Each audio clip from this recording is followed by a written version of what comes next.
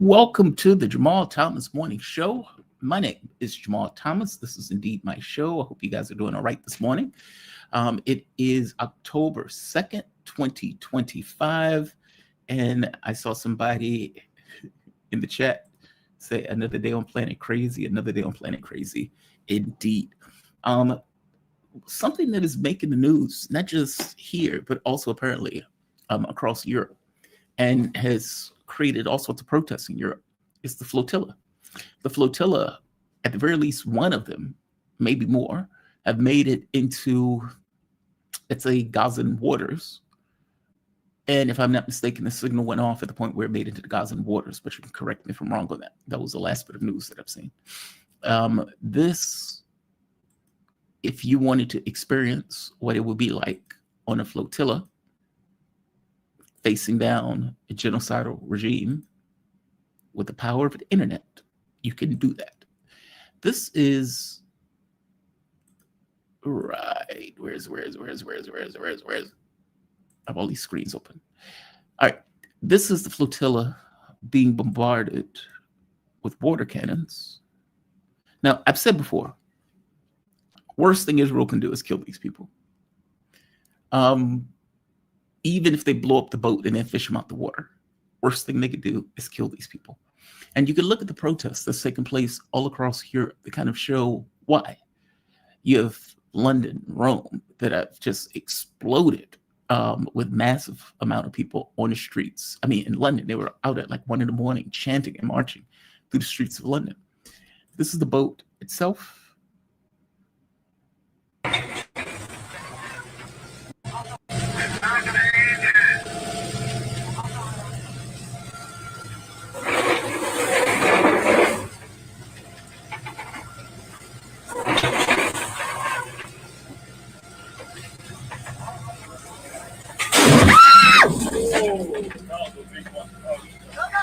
It's okay. All good. We're all good. So we're good. It's okay. We're good. Here's another boat. These people are being blinded with extraordinarily bright lights. Let's see if I can take it to the beginning. It will show this. I don't know if this one has sound.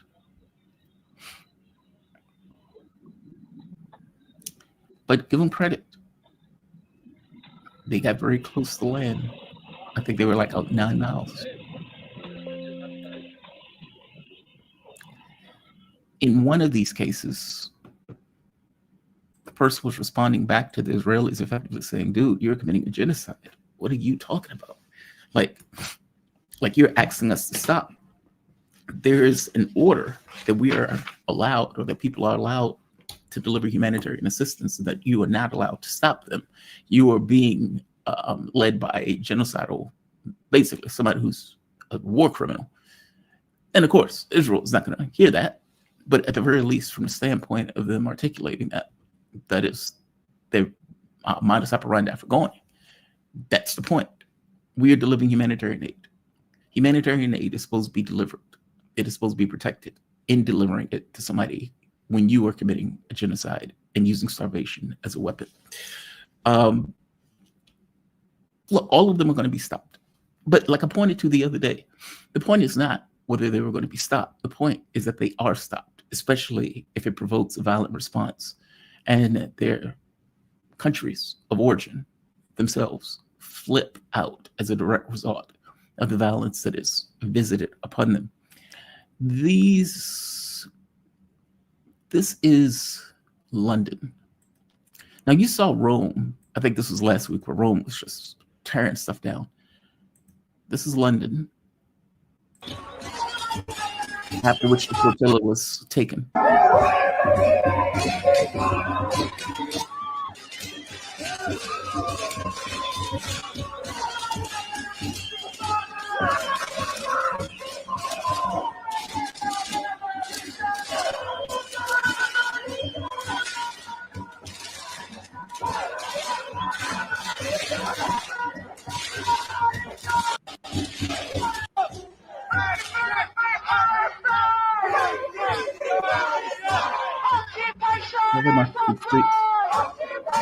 And of course, there's also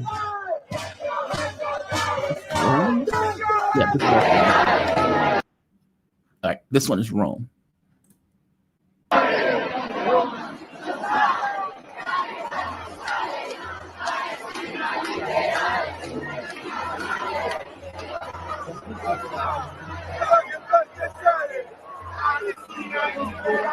Amazing.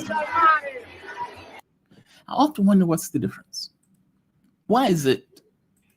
And maybe the answer is basically Europe was closer to the whole fascism issue, meaning they know a new Nazi when they see a new Nazi. Just because they're in a different country, just because they have a different religion, doesn't necessarily mean that the way they're behaving is not very Nazi-ish or fascist in the way that they're operating. I don't know. I don't know what's the main difference between the way some of these countries in Europe are putting on these massive protests. Whereas in the US, you get a few people at a college campus and those people get beat down by the cops. I don't know the difference. I'm super curious about the difference, but they are obviously responding to the fact that those people in the flotilla has been captured by a genocidal regime. Yeah. Shout out to those people in those boats. Shout out to those people who are out there protesting. You are doing God's work. The other interesting story, at least I think this is interesting. Mike Johnson gets confronted. Mike Johnson gets confronted. Listen to this conversation that Mike Johnson has. And by the way, everything this woman is telling Mike Johnson is 1000% true. Donald Trump has a screw loose. Our enemies are laughing. The president is unhinged. He is unwell. What are you doing? On your side are too. I don't control. Oh my God, please. That performance in front of the generals? Here's the thing. You may say that there's some Democrats that are unhinged. Fair enough. They're not president. Even if it's true, they're not president. That I didn't see is so dangerous. You know I serve on foreign affairs and appropriations. This is a collision of those two things. Our allies are looking elsewhere. Our enemies are laughing. Our enemies are laughing at us. They're laughing at us. He made us look like an asshole. Yeah. And of course, Johnson's like, yeah, I didn't see it. I didn't watch. Maybe he did. Maybe he didn't. But obviously, he doesn't necessarily want to own up to it if he did, because what she's saying is right. Trump seems unhinged. He looks sick, meaning he looks unwell. There's that. He can't put two thoughts together, meaning he sounds like he has dementia. He sounds like Joe Biden on some level. And maybe therein lies the rub about why people at the age of 80 shouldn't be president of the United States. When you're looking at somebody like Obama, look at how Obama aged at the time he was in office. Look at how Bill Clinton aged when he was in office. Hell, Reagan ended up with mental issues on his way out, as he was on his way out. The first term, Donald Trump looked like he got in unscathed. The second term, he is not getting out unscathed. He's not getting out unscathed. My guest is here, though. I want to go to my guest. We are joined. Oh, where are you? I see the architecture in the background. How you doing, man? It's Jerry a green screen. Oh, it's a green screen. Okay, I thought I thought you were outside. Sometimes my guests are outside when they're doing the shows. It's actually about 300 kilometers from here. It's a place called Liannan in Lianzhou, or it's actually Qingyuan. The city is Qingyuan. It's about 100 kilometers north of Guangzhou. Interesting. God, I love the architecture of some of these places. It's one of the things that you notice most when you first land somewhere, when you first go you won't see this when you land in Guangzhou or Shenzhen. You won't see this, but actually, literally from Shenzhen or from Guangzhou, this is 2 hours drive into the mountains. It's not far at all from Guangzhou. Have you ridden your bicycle through there? I actually have, but not recently. I did. I went through Lianzhou in May of this year, early or mid-May, and it was pouring with rain. Yeah, we went through those mountains on the way to Mongolia. Oh, that's so cool. That's so cool. And then be able to get to Mongolia also. Oh, that is so cool. Yeah, that was the plan was to get to Mongolia, the country, and we ended up in Hohhot in Inner Mongolia, because we had inadvertently we got involved with media, and they didn't follow us. We were not like an assisted ride, but they, on the way through China, going from the south to the north, the first big city you come to after Guangzhou, of course, which is just north of here. The first big city is Changsha, and they met us there and spent 3 or 4 days filming us.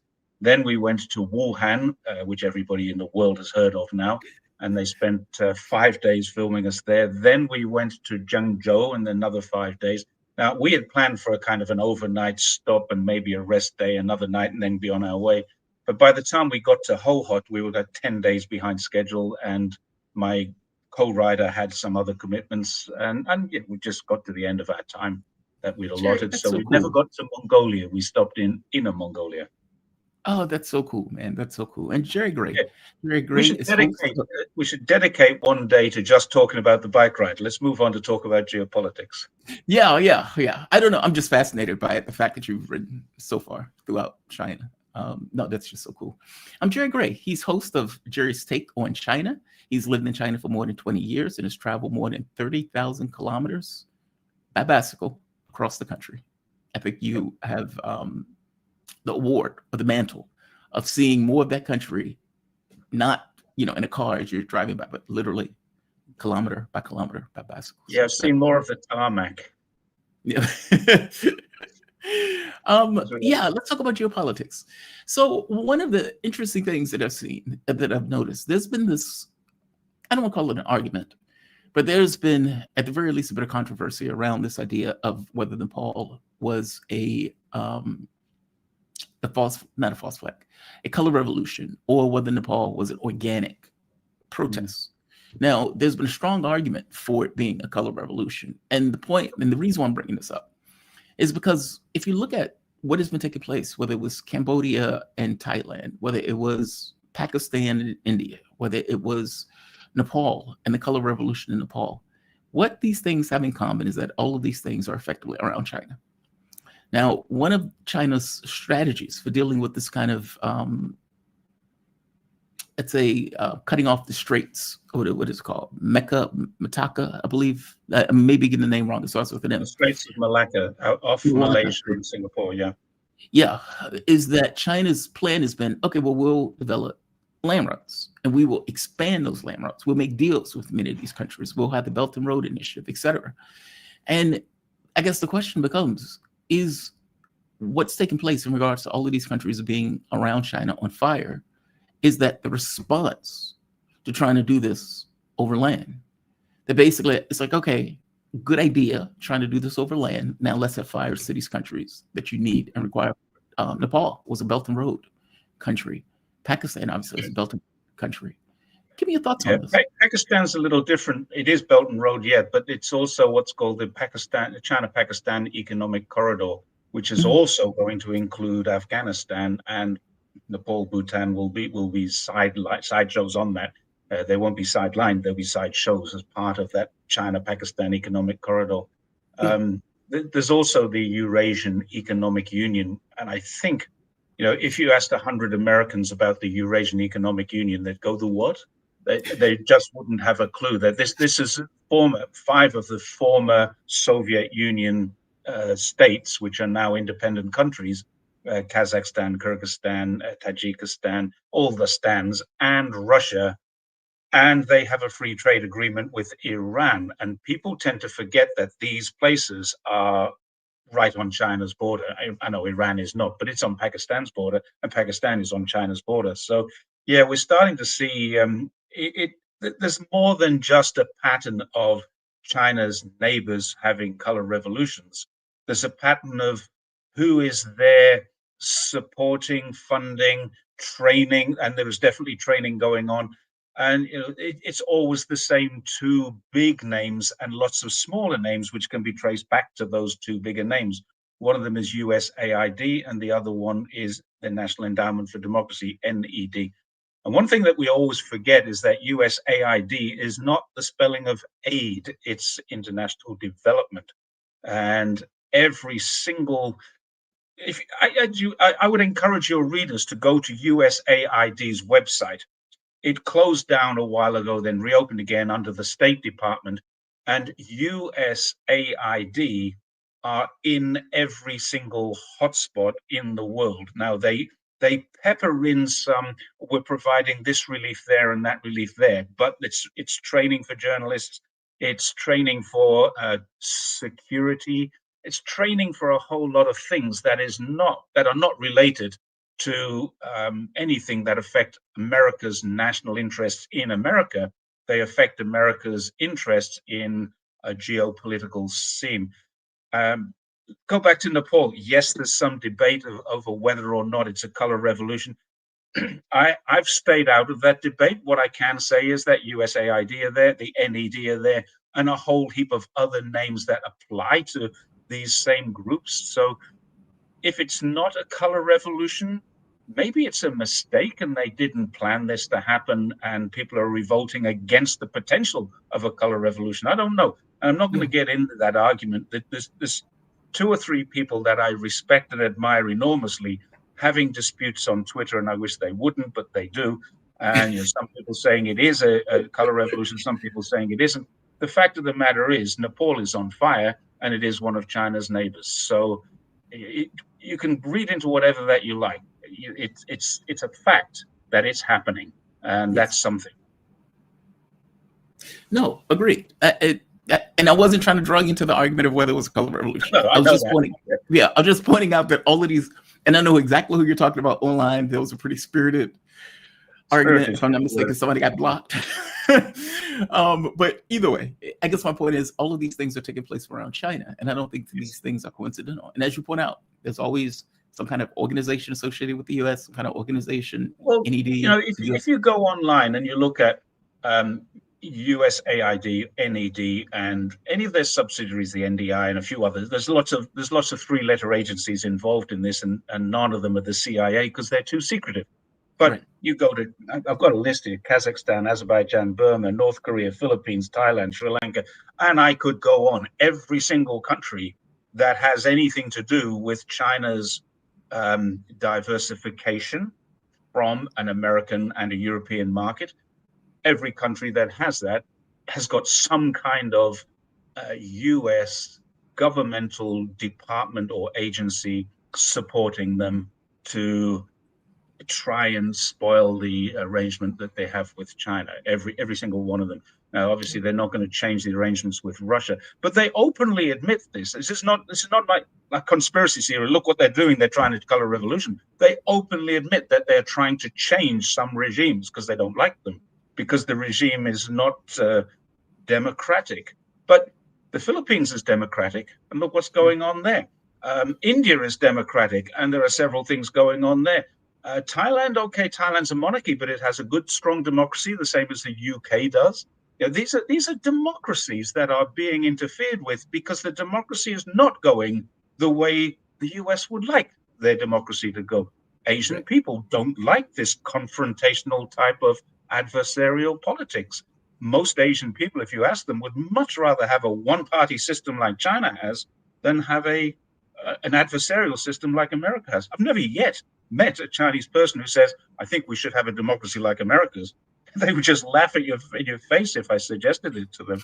So you can read that into it. I mean, they're going into these countries, and Taiwan is another example. It's not even a country, it's a province of China, which they accept is a province of China.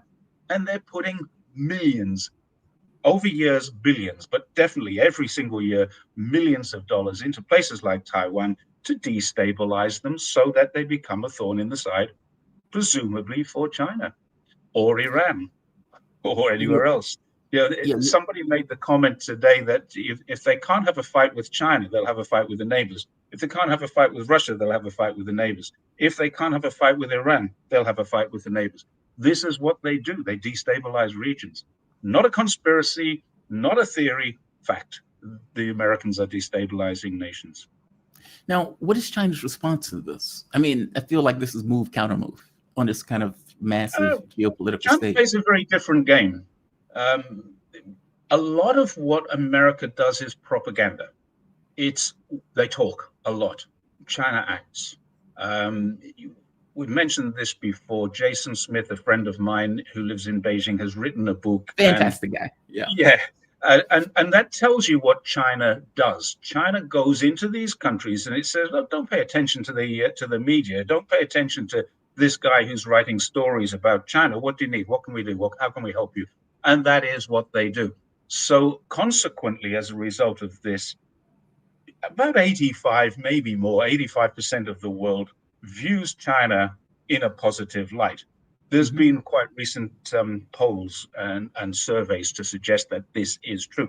Even in places, believe it or not, even in places like Australia, where they have massive investments in propaganda, and Australians are the most misinformed people in the world on China, I would say they're not getting value for money.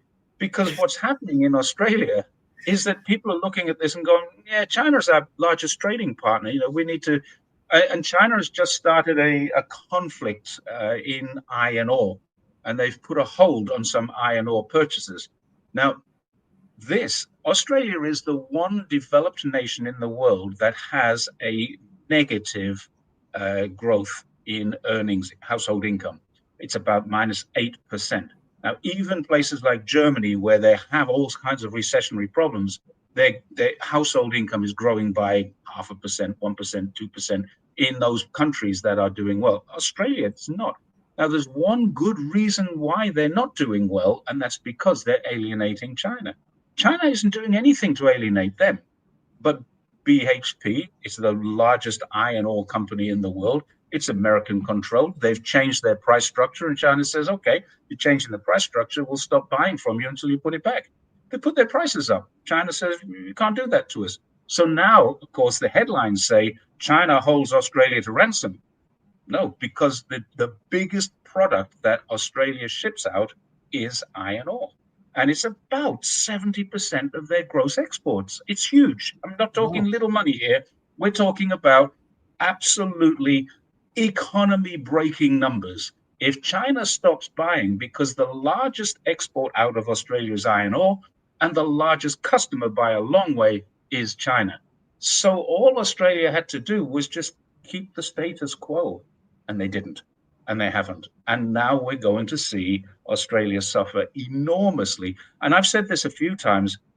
If Australia does not pull its finger out and start to recognize China as a friendly nation to them instead of an adversarial nation, then they're going to lose about 60% of their economy. They're going to go back to numbers that reflect similar numbers to the 1970s and 80s. I'm not talking about percentages. I'm not talking about a loss in, I'm talking about the numbers will be like 40 years ago, because they will lose their iron ore, they'll lose their beef, they'll lose their wine, they'll lose a lot of the things. Beef and wine are not big imports into China, but they are growing imports. They'll lose their sheep. Sheep's a big one into China, lamb and sheep, wool. All of these things that China buys from them, they're just going to stop buying. Australia are basically, they're a mineral and resource country, and with agriculture as well, primary industries. So they're going to lose that because they have alienated their largest customer. And you can only poke a bear so many times before it growls at you. And that's what China's doing now. If you keep poking it, it will attack you. I'm not talking figuratively. I'm talking about economically. China will okay, we don't need your iron ore. We can get iron ore from West Africa. We can get iron ore from Brazil. We can get it from Indonesia. We can get everything we can get somewhere else. But the iron ore from Australia, I have to be honest, has a very much higher Fe content and is good stuff. But they're getting that now from Africa too. And just to make your point, soybeans in the United States. A question was asked to the press secretary, and let me see if I can find this video. And they asked her very specifically, look, China has bought no soybeans from the US. And the farmers in the US are effectively suffering as a direct result of them not purchasing soybeans. And what do you have to say about that? Right? Oh, where is it? Because you can imagine that if you have a country of 1.4 billion people, and they were buying soybeans from the United States, and you have all of these farmers in the US. Okay, well, you've just lost the market of 1.4 billion people right here. It gets even deeper than that, because the America was the largest supplier of soybeans, Brazil number 2, and Argentina number 3. Now, what America has just done is given Argentina $20 billion, and Argentina has just done a deal to reduce the price of soybeans. Yes. I don't know what's going on there. I mean, you would ask this question and they say, oh, you're ridiculous for bringing that up. This is what's her name? Caroline Leavitt. That's it. Yeah. This is her answer to everything. Oh, that's a ridiculous suggestion to bring that up, and you're an evil person, part of the fake news. That's their suggestion. I mean, really, can't you answer this question? Why did you give? Surely, if you're going to give Argentina a bailout, that's nothing wrong with that. Argentina needs a bailout, but you've got to put some restrictions on that bailout. You can't use this to discount stuff that we sell. And Donald Trump every single day is saying they're stealing our business. And now he's paying someone else to steal your business. I don't know the answer. I really don't. I saw that and I thought, that can't be right. And I went Googling, and No, it's it correct. is right. It's Yes, correct. it's right. It's totally correct. If I'm not mistaken, the Trump Exactly right. administration like held $18 billion or put a hold on 18 billion or something like that out of anger. But yeah, that's exactly what happened. For one, there is something wrong with giving a libertarian who believes in cutting government. We're going to cut government to the bone. We don't believe in government social programs. We don't believe in any of this stuff. We're going to explode our economy because we believe in capitalism so much. And then you turn around and say, hey, man, can I get $20 billion? Oh. No. It's like, no. No, you're right. You're right. This is the clip that I was referring to. Because what China did was targeted their sanctions. And I'll call it sanctions. When the U.S. decided to have this trade war, China said, okay, fair enough. If that's what you want to do, we'll do that. But they were very specific in who they were going after. And some of these people were Trump supporters. Like a lot of these people were hardcore Trump supporters, especially if you're talking about like in the farmlands and Iowa and those type of places. Yeah. And so she is right here. All right. This is Caroline effectively being asked a question that's damning. Let's hear a response. Just killing. What about China, if I could? So China has not made one soybean purchase this year to the United States. I talked to a farmer yesterday who has about 1,000 acres in Iowa and says this is just killing her. Now, the president has been talking to President Xi. Could China not buying agriculture affect a possible meeting with the president? Would he not meet with Xi because China's refused to buy soybeans from the U.S.? Look, I don't want to speak for the president and make a determination on that from this podium. But what I can tell you is that supporting America's farmers and doing what's best for them is at the top of the president's priority list, and it's at the top of the list for this administration right now. There have been several very high-level meetings on this very topic. We want to help our farmers, and we're exploring the best ways to do that. And I would anticipate there will be more to come on that very soon. I don't even know why we have a press secretary. If I'm being blunt, don't want to speak for the president. That's an interesting statement for the press secretary to make. I don't want to speak for the president. What's your job? It goes a little bit deeper than that as well, because I saw another interview with a farmer who's sitting in his tractor with his soybean field behind him and talking to a senator. Don't ask me the name of the senator, but effectively they said, well, the president's going to speak with Xi Jinping in November. And the guy said, well, hang on a second. November is when Brazil harvests its crop. And Brazil and China have a great relationship. So how is that going to help us now? We're already harvesting. We've got soybeans here that we can't sell. And how is it going to help us in November? And that's also true, because by November, America's soybeans will either be somewhere in storage, which is costing a lot of money, therefore the price will be higher, or they will be spoiled, which means they'll be destroyed, or they'll be given away to third world countries for whatever, for peanuts. But the fact is, even if Donald Trump does talk to Xi Jinping is just simply going to say, well, we did everything you asked us to do. In your last term, you did a deal with us and we bought loads of soybeans. The moment we'd finished paying for them and you delivered them, you put more tariffs on us. So why should we do what you ask us to do something, and then as soon as we do it, you stab us in the back every time? That's how. Now, the media would report it differently. They say China is holding America to ransom. No, they're not. China is simply responding to a situation started by America and escalated by America. I mean, at one stage we had over 200% tariffs. So why would anybody say, okay, let's put an order in for your soybeans on any sort of futures market? Because we don't know what tomorrow brings with Donald Trump. And I saw the last comment you made. The guy's a nutcase. He's crazy. Now, there's a lot of things that he does that I actually agree with. Not sorry, I should rephrase that. There's a lot of things that he is setting out to try and do that I do agree with. I disagree entirely with the procedures and the processes that he's doing or using to do this. You have an American problem. Oh, there's a problem in America. You have an illegal immigrant problem. You have crime problems. You have all these things. But putting the military on the streets and grabbing people off the streets and deporting them in handcuffs, in chains like slaves. 300 years ago, you were bringing people in chains. Now you're sending them out in chains. And Yep. it's really like a full circle that America has gone. There's a lot of things that absolutely need addressing. Your military is top heavy. Your military is completely inefficient. It is grossly lazy. I mean, the fat shaming that Hexeth did the other day, I thought was brilliant, needed to be done, perhaps not in this way. This is what's wrong. I mean, he is trying to protect America. He's trying to develop America into the country it ought to have become, but it hasn't. And I can see what he wants and what he says, but I just can't agree with anything in the way that he does it. And tariffs is one way. He's got a problem. There is no manufacturing left in America except for bombs. There's a lot of agriculture left in America, but you're exporting services, legal fees, health insurances. You're exporting Microsoft and Google and these things. Yeah, you've got exports going out, but there's no exports of anything that is useful to the rest of the world except bombs and guns and missiles and tanks and airplanes. And they haven't got ships. Why can't they build a ship?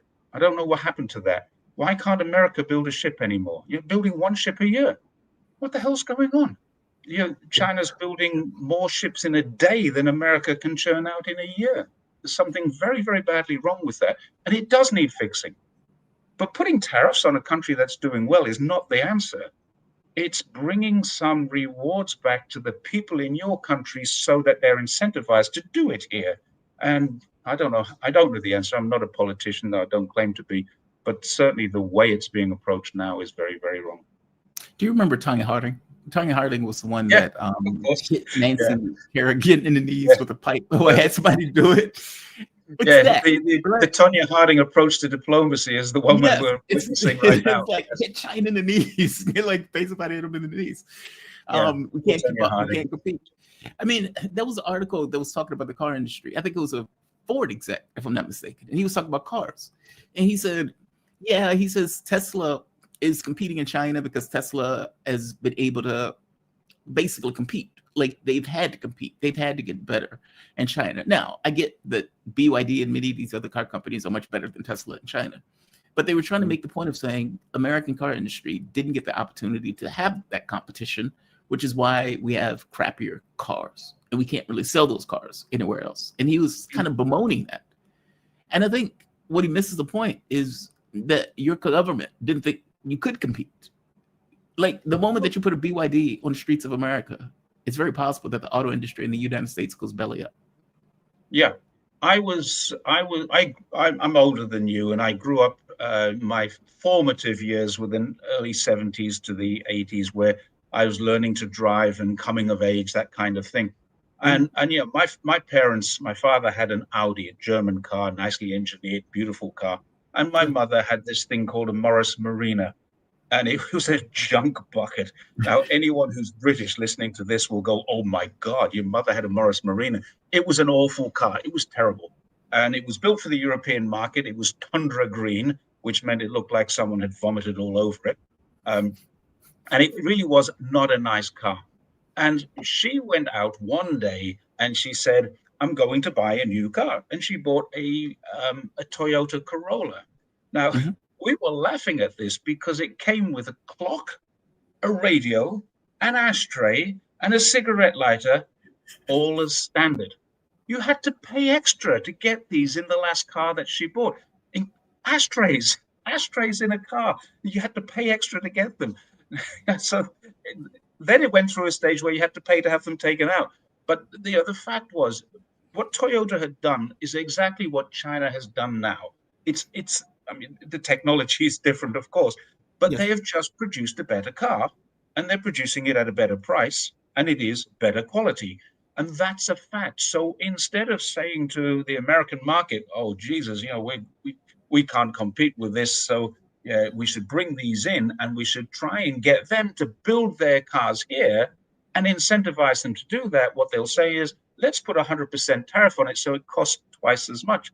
And a decent BYD still costs less than a Tesla with 100% margin.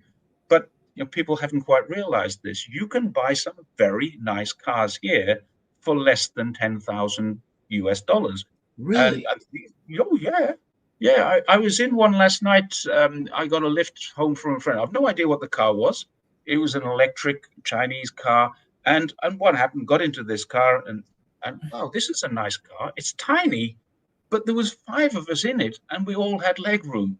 I don't know how do they do this? This is a really nice little car. And the guy he's an English guy, he said it only costs 60,000 RMB. That's 8,000 US dollars. Wow. 6,000 pounds, brand new, 5-seater electric car, and one of them was a kid, so the baby seat in the back. This is fantastic. We can do that here. Why can't you do that in America? Well, this car is built by robots, and they used to make jokes about it. In the Morris Marina was built by robots. Robots. Oh man, yeah, that's what you would want, right? I mean, you can deal with. Look, I don't want a human being having to do something if they don't have to do it. If you can build a robot to do it, the catch always becomes who owns that robot and those type of things. But if you can cut costs, even better. I'm curious on something else that's going on. Emmanuel Todd has had wait, first, do you know who he is? He's an author, philosopher, historian of sorts. No. Okay. All right. So he's French. He's a French author. His books are very interesting. He goes into effectively why the world is the way it is. He's one of those authors. And he makes this point of saying that in his mind, and I don't think I agree with him on this, but just for the sake of argument, that the United States is pulling back. It's accepted defeat from China on some level. Mm-hmm. Like, meaning it's acknowledged, okay, we can't keep up. We can't, as you pointed out, China can build more ships. The Navy is going to be dwarfed in a very short period of time. From the standpoint of Russia, that they, on some level, acknowledge that they've been beaten in Ukraine, but the United States or Donald Trump is clumsy. And so his capability of trying to get to that multipolar world is challenging because he's dumb. Give me your take on that. Is that the way China sees this, or not the way I see it? Are you talking about Arnaud Bertrand? Is that the name that you said before? Arnaud Bertrand? No, he's in his mind. He thinks he sees this as a pullback. Yeah, I very rarely disagree with Arnaud on this. I've had Arnaud on my channel as well. No, not Arnaud. Emmanuel Todd. Emmanuel Todd is the author. He's this. Right. He looks at the world. He's this French. Arnaud has adopted this same thing. So I guess because Arnaud is French, he's been reading the French in its original form. And he and I disagree on this. I mean, we agree to disagree on a lot of things. And there's no way I'm going to get aggressive with him and say you're wrong. I would say time will tell to see which of us is right. I'm living on the ground in China, and my experiences in China talking to Chinese people. He has a Chinese wife and 2 kids, and he's lived a long time in China. He understands China pretty well. There's no question about that. But on this one, we're going to disagree. I do not see any evidence whatsoever. I do see the rhetoric. It is rhetoric. There's a lot of rhetoric.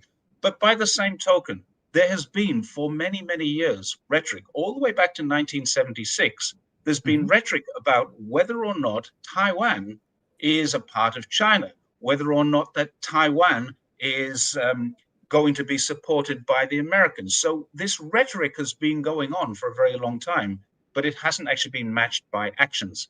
And I think that's the problem that I have with this particular story, that China is going to pull back, because you've got the Deputy Secretary of War, Elbridge Colby. He's come out and he's basically written the manual on what China needs, or how to contain China.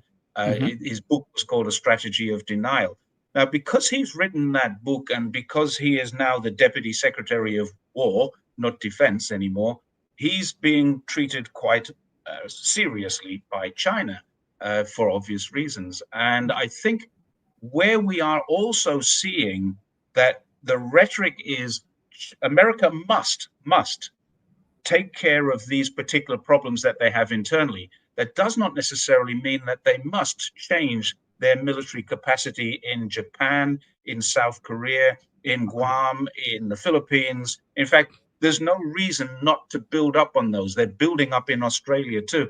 So they're building up capacity for military, and they're getting those countries to pay more. So the idea ultimately is that they will get those countries to pay more to help contain China than Americans will contain China. So yeah, I get that they want to pull back, but they will not stop containing China.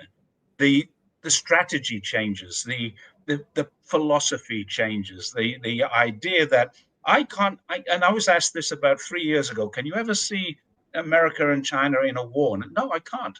Because if it was going to happen, it would have happened in the 1950s in Korea and the 1970s in Vietnam. That's what those two wars were about. They were not about Korea or Vietnam. They were about communism, and they didn't want to take China on. China was not a nuclear power in the first time, but it was just a very, very large country. And anybody who has any sense of China will know it's a very patriotic country. The people here love their country. They love their government too. They don't need rescuing from this dreaded CCP. They have the Communist Party of China, the CPC, run this country very, very well in a way that the people like it. 90% plus are happy with the way the country is governed. 100%, absolutely 100% would say, given that choice or that choice, and America being the other choice, I'll take the Chinese choice. That's 100%. Now, they may be dissatisfied with certain aspects of it, but they don't want changing. And America should know this. If they don't know this, then they're very stupid. But they would never take China on in a ground war because they know this would not be Vietnam. This would be much more serious than Vietnam. It would not be Korea. It would be much more serious. I mean, even my wife, she's in her 50s. She'd pick up a weapon and she'd fight Americans if they were on our shores here. Simple as that. Every single Chinese person I know would. They would die fighting rather than give up because it's happened before. It happened before in the 1930s, and they're not going to allow this to happen again. That's the reason why. So yeah, I think there is definitely rhetoric, and there's definitely changes in the systems. They're going to change the system. So Japan will spend more on defense because Japan has a defensive constitution. They can't go on the aggressive unless they change their constitution. Sorry? I thought they changed their constitution. I mean, I remember there were fistfights. I may have missed something.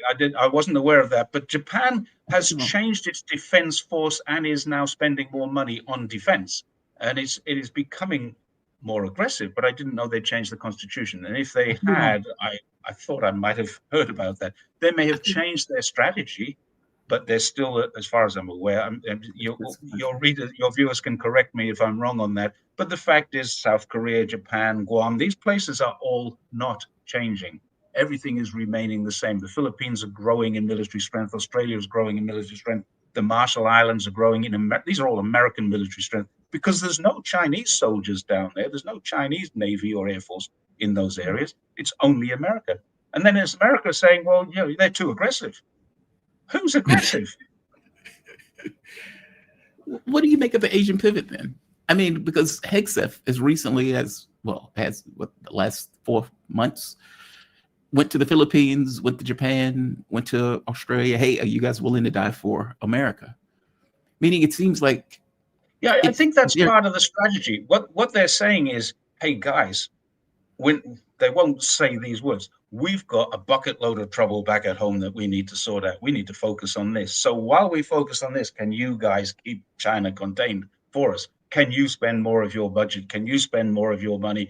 Can you hold more of our troops and your own troops? And then China is constantly under threat from attack from Korea, Philippines, Manila, where you name it, everywhere around China. And this was one of the reasons why they wanted Myanmar. and USAID was spending buckets of money on security in that area, training of security, training of journalists. I mean, training of journalists is to manufacture consent for war. We all know that. Training of security has nothing to do with internal security. It's aggressively training people to be combat troops, because they would much rather see Asian bodies in bags than American bodies in bags, or American ships at the bottom of the ocean. So they want the Philippines to do this. They want South Korea to do this. They want Japan to do this. They don't care if Australia does or doesn't, but Australia will host a lot of this. So I see this as a change of strategy. They're trying to expand the local containment without changing their strategy of containment, while they focus on the internal problems that they have. The biggest threat to national security that America has, the FBI admits this in its papers, is homegrown terrorism, like domestic extremists. That's a much bigger threat than China will ever be to America. I think that's what Hexeth wanted these 300 generals in there for, to tell them this. You need to be prepared to come back here and protect us. Yeah, that's terrifying, though. I mean, for Donald Trump to come out and make this argument that, well, we need to send troops to democratic cities and we're going to work these cities out.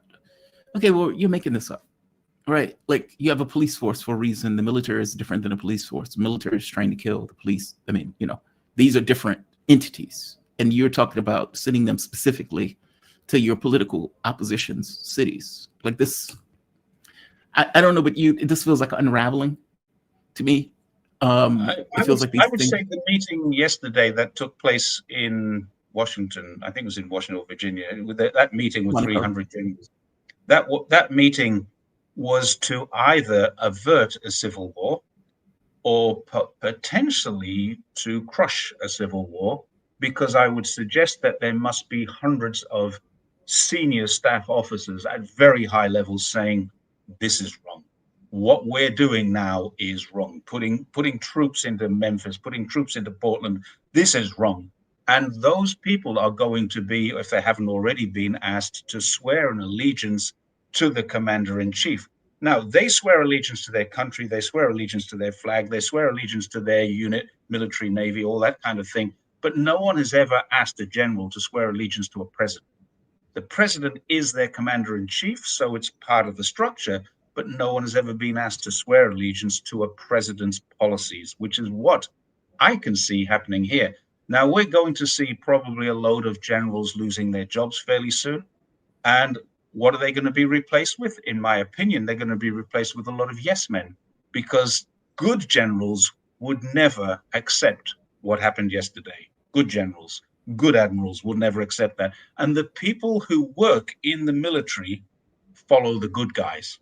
So this is why I see this as a really dangerous situation. Bringing all these people in at one time to crush dissent has created potentially a lot more dissent. Those generals are going to go back to their units and they're going to tell their subordinates what they fear most. And their subordinates will swear allegiance, because the swearing of allegiance is to the country. If the country is at threat and those generals feel that the country is at threat from this man, the orange man in the Oval Office, then they will defend their country, not the Oval Office. They're not going to defend the White House. They're going to defend the office of president, but they're not going to defend the lunatic who is president. That's my view. And it's purely an opinion. We'll see what happens. But therein lies the rub. It will be a breakdown.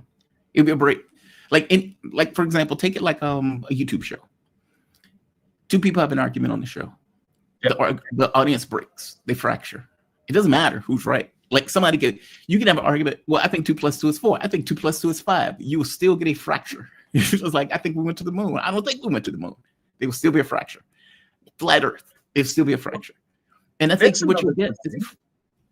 Just getting back on the Chinese topic, the Americans are now announcing that they want to get to the moon before China. People in China are going, haven't they already been to the moon? They don't need to race China to the moon. China says we're going to put people on the moon by 2030 or whatever the year is. And America's saying we need to get there first. And everyone here is going, they've already been, haven't they? We don't have the That's capability. I don't think we have the capability anymore. I well, mean, we can't even do apparently House we Beat did in Rail. the 1960s or 70s or whatever. 69, I think it was the first one, wasn't it? Yeah, I watched it. I watched it live. Yeah. Oh, did you? Oh, that was a hell. That had to be a hell of a moment. I I mean, did. I was in school, a boarding school, and because it was a boarding school, I was kind of allowed to stay up and watch this thing happening. Yeah, I remember watching it live. I mean, it didn't mean much to me. I think I was 11 years old. I was born in '58, so yeah, it's right. I was 11 years old when it happened. still, I we had a competence back then that it doesn't seem we have now, and that's what I'm saying. And from the standpoint of the generals, I think it'll fracture. I think you have some people who would back the president. I think you have some Yep. people who say the president is out of his mind. And Yeah, I think I mean, that you have a lot of those generals would probably be Republicans, and they're Mhm. probably Republicans who are saying, "I didn't vote for this." some, yeah, some. Anyway, time will tell. I mean, I'm sitting in China. I'm not on the streets in America, so I really don't know. Someone made the comment, I don't know what's going on the ground. That's true. I don't. I'm just giving an opinion here because we're talking about it in general. It is just my opinion. Please don't think that I'm an expert on what's going on the ground in America. I'm just telling you what I'm seeing in China and what my Chinese friends say to me as well. What's going on there? But they Well, I did do know laugh. what's going on the A lot ground. of Chinese laughed when they saw a male general wearing a skirt. That sort of thing was really You said funny. they left. You said they left when they saw a male general wearing a skirt. Oh yeah, yeah. It shocked them. It shocked the conscience. It was like, whoa, we got to get out this country. This is going. There is no issue. There's no issue with transgendering in China. That's another of those myths. Everyone in China goes to Thailand for a holiday, and they all go straight down to Patpong Road to see the transvestite shows. Yep. All of my Chinese friends who've been to China have all come back and said, "Have you seen this girly show?" I haven't actually. I've been to the region and I've seen plenty of them, but I've never been and paid to go to one of those shows. But all of my Chinese friends, all of them have, and they go there to see it. There's no issues about this. They have transvestites, they have transgenders, they have lesbians and gays here in China. No issues with it at all. I mean, it's traditional issues where parents are upset and disappointed when their child doesn't go the way they want it to go. But that's traditional stuff. Society doesn't care. But then you see this guy who's supposed to be leading men into battle wearing a dress, and you start to think something's not right about that. So in that respect, I kind of agree with what Hexeth said. It's like, yeah, we've got to, it's if you want to do that off base, that's fine, but not when you're leading men. It's not the right image for a country that wants to intimidate. Doesn't intimidate very well when their general's wearing a dress. By the way, I agree with them on the woke stuff.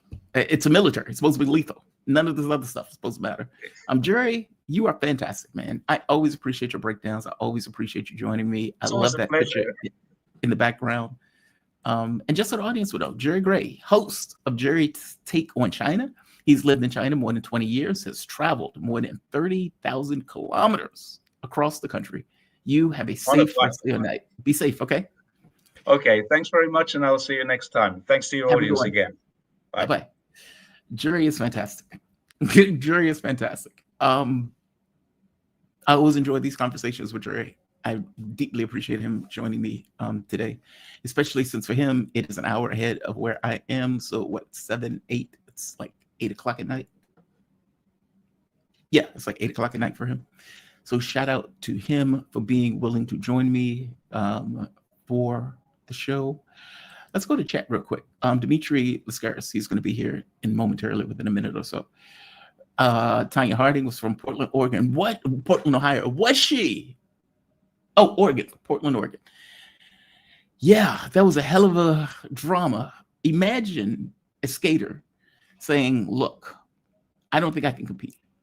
So I need you to hire a goon and hit her in the knees in order to cripple her so I can get into the race and I have a better chance of winning.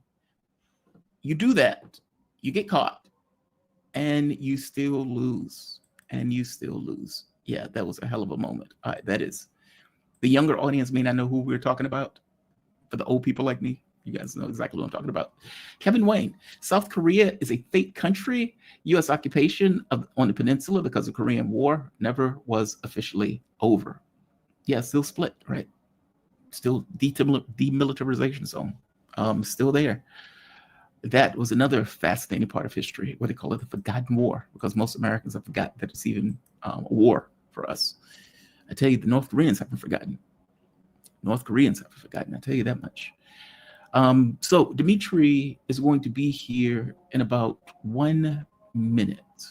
And let me make sure I didn't make any screw-ups when I send him the information, because I'm a human being, I'm flawed, I can make mistakes. By the way, while we're in this moment, I will not be here tomorrow. Okay, yeah, he got it. I will not be here tomorrow. I am taking a day. Also, come to find out, I am going to end up in a legal issue with Al Jazeera. So what I've learned is that YouTube doesn't pay attention to fair use law. What YouTube does is put the responsibility on the content creator to fight it out in court. I shit you not. So when rando person says, hey, the 20-second clip or the 30-second clip that you guys are using, I don't want that up, so I need you to copyright strike channel and take the video down. 3-hour video, 40-second clip, and they take the entire video down and give it a copyright strike. As I point out to YouTube, look, this is fair use. I even show them the definition of fair use. It is literally, by all measure of reality, fair use. It is a very short clip. It's like 40 seconds. And the entire point of the clip is for news, analysis, commentary. It's not even close. And they said, yeah, but even if it's a 2-second clip, that's too much. I said, oh, so the person who's doing the appraisal, he says, what appraisal? I said, what are you using to take the clip down if you're not using an appraisal to take the clip down? He says, oh. And I said, so you're not using the fair use law at all. He says, well, I can't say that. I'm not saying that. I said, dude, and I repeated his words back to him verbatim. You just said it. You said it twice. And he's like, yeah, but I'm not really saying that. I'm just saying, that the person can ask to have it taken down regardless of how long the tape is. I said, okay. I went to a lawyer. I talked to the lawyer. And the lawyer says, by all definition, if what you're telling me is correct, which it is, this falls into fair use. And he was explaining the process that they have, I think, 10, 14 days in order to send back, I guess, a legal document or legal summons. And at which point it will go to a court somewhere in Virginia. They do that to intimidate because they don't want people to use fair use in that sense. This is bullshit. So if this needs to go to court, it needs to go to court. I see my man in the background, Dimitri Lascaris. I'm going to give him a moment to sit down and get prepared because I don't want to just jump over there to him. There we are. Dimitri, my man. How you doing, man? You doing okay today? I'm doing fine. How you doing, Jamal? I am doing okay. Better that you are joining me. Dimitri Lascaris. He is lawyer, journalist, activist from Montreal, Quebec. He is host of Reason to Resist. You can check him out on YouTube. Dimitri, always appreciate you having you. Always appreciate you joining me. I can't get the words up. So there are a few stories that I wanted to hit with you. I guess we should hit the flotilla. That has garnered world attention at this point. Hell, they had a news story about it here in Indonesia. There was news stories about it all over the web, even in mainstream press at this point. They were able to get into Gaza port. Well, not Gaza port, I'm sorry. Gaza waters. I think they were like 9 miles off the coast before Israel effectively stopped the rest of the flotilla, despite how close they got. Give me your take on this. I think I've had someone to change your heart over time on this. I see this as a civil rights movement of sorts. Like, I described it in the way that African Americans were crossing a bridge. They see the cops. They know the cops are going to beat the living hell out of them. But they do it because you don't know what experience triggers other experiences that creates an upswell of attention. And I find the flotilla to be something very similar. Blacks sitting in restaurants, they have no white, only white signs, knowing they're going to get beaten by the cops. People getting on freedom rides, knowing that they're going to get killed at some point. But they do it because you don't know what experience is the thing that triggers other experiences for the good. Give me your take on this. And I got to be honest, I vacillated on this take. But what are your thoughts? Mm-hmm. Interestingly, I just had a debate on my program with Laith Marouf, who is a regular guest on yours, about this very subject. Laith was involved in the Freedom Flotilla, and he and I had a very frank discussion about it, which we published this morning. As I've mentioned on your program before, Jamar, I myself have been a passenger on the Freedom Flotilla twice, and I'm ready to do it again. And at the same time, I respect Laith's point of view, and we can get into that if you want. It's an alternative perspective, which I think deserves to be heard. But but before we get there, I think this is very much in the tradition of Martin Luther King and the civil rights movement that he led. Where you invite by your peaceful resistance the blows of the oppressor in order to arouse the righteous indignation of people around the world who see by virtue of the blows that you are taking on from the oppressor, the evil that needs to be countered and overcome by us all. It's a way to inspire people to action without resorting to violence. And for me, what guides my moral compass on this is the reaction of people within the Gaza Strip itself and in the broader area of occupied Palestine.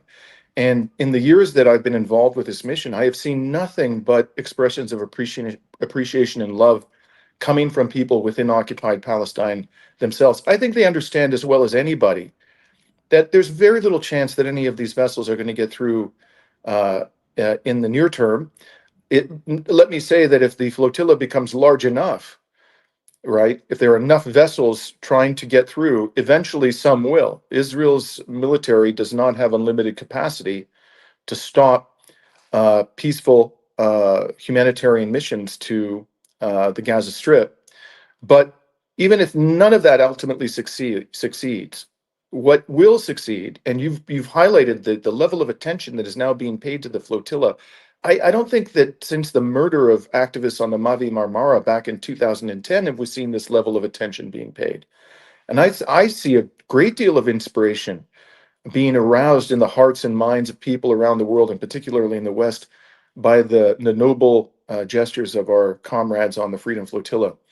The debate that I had with Laith is whether this is the best way for the resources of the flotilla to be used. And I say this is a legitimate point of view because one might argue, and I myself took this position in discussions with comrades in the Freedom Flotilla, that maybe some of the resources, perhaps even all of them, should be devoted to doing things like blockading the British military base on the south of Cyprus, Akrotiri. That's a discussion we should have. But at the end of the day, what the people of the flotilla are doing right now as we speak is arousing the righteous indignation of peoples of conscience around the world. It is giving hope and inspiration to the people living under occupation.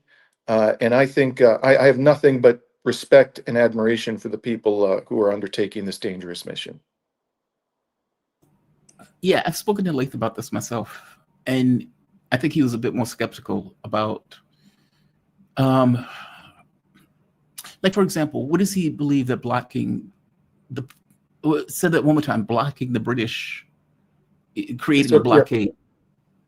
Right. There's a British military base and on the peninsula of Akrotiri. I've covered this in my program several times. I've been there, documented how they are transporting ginormous quantities of munitions to the genocidal entity throughout this 2 years of genocide. How they're spending, and it's not just me, of course. Somebody who's done tremendous work on this is the people at Declassified UK. They're sending spy flights over Gaza as Israel is performing murderous military operations in the Gaza Strip.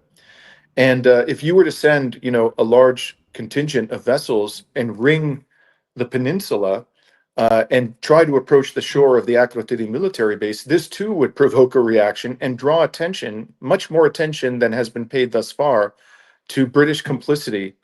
And not only British complicity, because the Americans and the French and others, you'll also use that military base to facilitate the genocide, than is currently being paid to Akrotiri. I think that we need to shine a bright light on Akrotiri, and they probably would feel more constrained than the Israelis feel because of pressure from their own populations and how they would respond to that. It would create a real problem for them if we were to do that. Laith had the idea that, I don't know that this is actually a practicable one, that they try to blockade the Straits of Gibraltar, where, as I understand it, the USS Gerald Ford is currently entering. For what purpose, who knows, along with an aircraft carrier battle group. That may be something that, practically speaking, is not achievable, but certainly there are other areas within the Eastern Mediterranean where the Gaza Freedom Flotilla could engage in similar nonviolent resistance to the complicity of Western governments. Apparently, from the standpoint, I don't know if you've seen Rome, the UK, many of these European capitals, protests sprung up immediately at the point where the flotilla was halted and the people were arrested. The labor union in, was this, Rome, I believe, Italy's largest labor union announces general strike of flotilla, handling effectively the fact that the flotilla was stopped. So they're calling for a mass work stoppage. So it is, at the very least, in some locations. I am curious, though, why do you think in Rome, of all places? I mean, like, I don't know if you've seen the protests that were taking place in Rome. They were tearing that place up over the specific thing, especially at Meloni's refusal to acknowledge the shiny object of a two-state solution. But it was the fact that they were doing it, which impressed me more than anything else. The protests that are taking place in Rome or in London, I'm sorry, in Italy, are significant. Same thing in London. Why do you think there's certain European capitals where these are taking place versus others, or even in America? I mean, we've had college students at the various universities, but it wasn't like these kind of mass mobilizations that are taking place in other parts of Europe. Well, I think workers, as a general matter, are much more sensitive to the oppression of the powerful elites than perhaps more affluent members of society. Organized labor has always played a very a critical role in fighting oppression. They identify with the oppressed.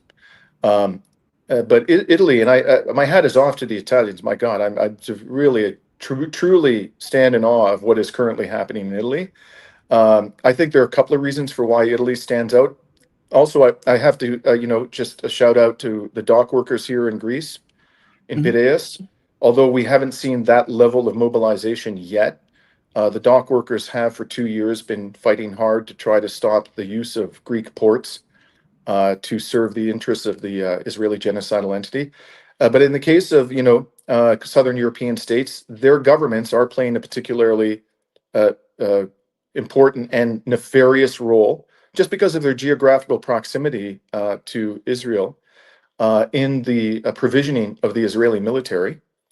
And secondly, in the case of Italy, I have to look. I can't say that I have any hard evidence of this, but I think this has something to do with Francesca Albanese, the UN Special Rapporteur on the occupied Palestinian territory. She's currently been invited. I'm reading reports about her being invited on a tour of towns and cities across Italy, where she is being feted by municipal councils and mayors for her extraordinary contribution in the face of enormous opposition and hostility to the Palestinian struggle.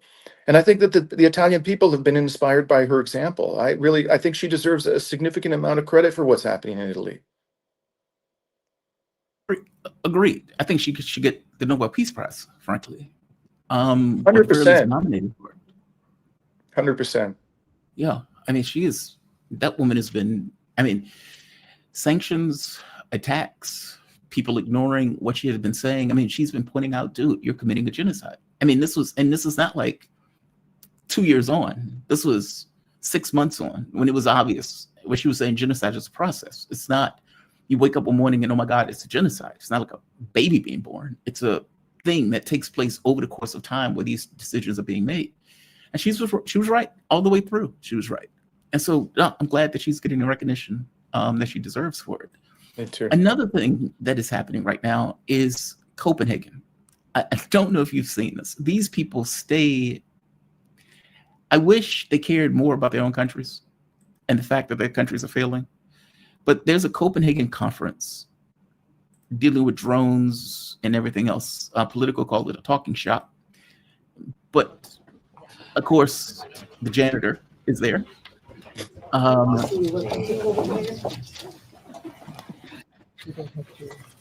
Now, Orban, when describing this, came out and pointed out that these guys are preparing for war.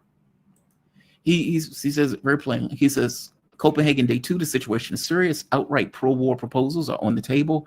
They want to hand over EU funds to Ukraine. They're trying to accelerate Ukraine's ascension with all kinds of illegal tricks. They want to finance armed deliveries.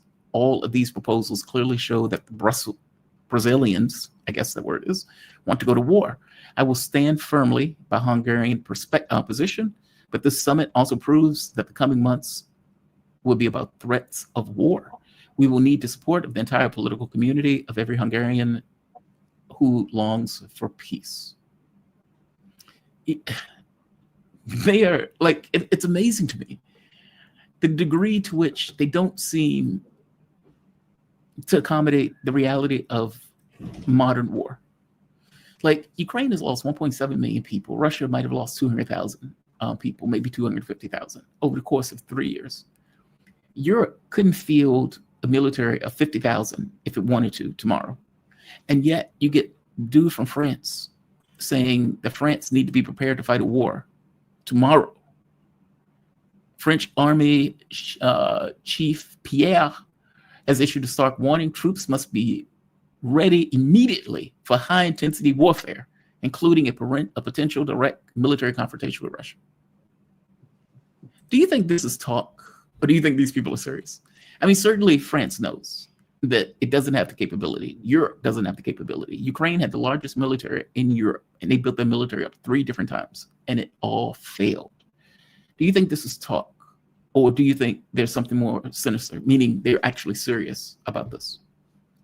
Well, that's a hard question to answer. I think they're serious about bankrupting European nations in order to enrich military contractors, especially in the United States. There's no doubt about that, man. I mean, whether they particularly care, these psychopaths, what is done with all of that military equipment that they acquire by bankrupting their nations, I don't know that they particularly care.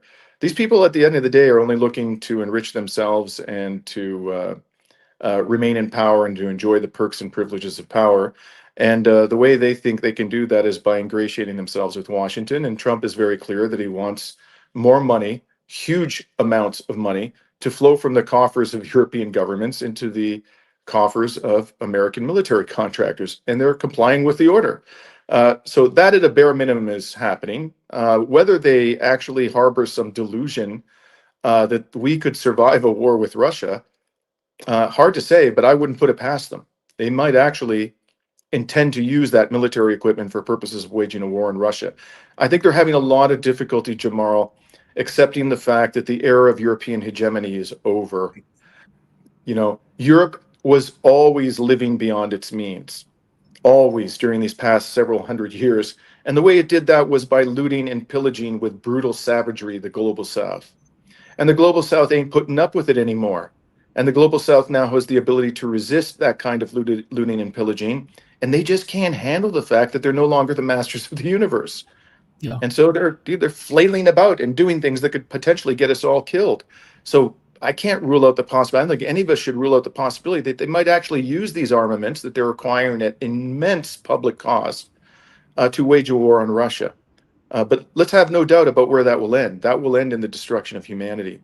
You know, interestingly, I had a lunch yesterday with some friends, one of whose daughters is a 22-year-old studying at a university here in Greece who is fairly politically engaged. And I asked her, just out of curiosity, I said, the Europeans are saying that Russia intends to attack, and she's not a friend of Russia. She doesn't have a positive opinion of the Russian government.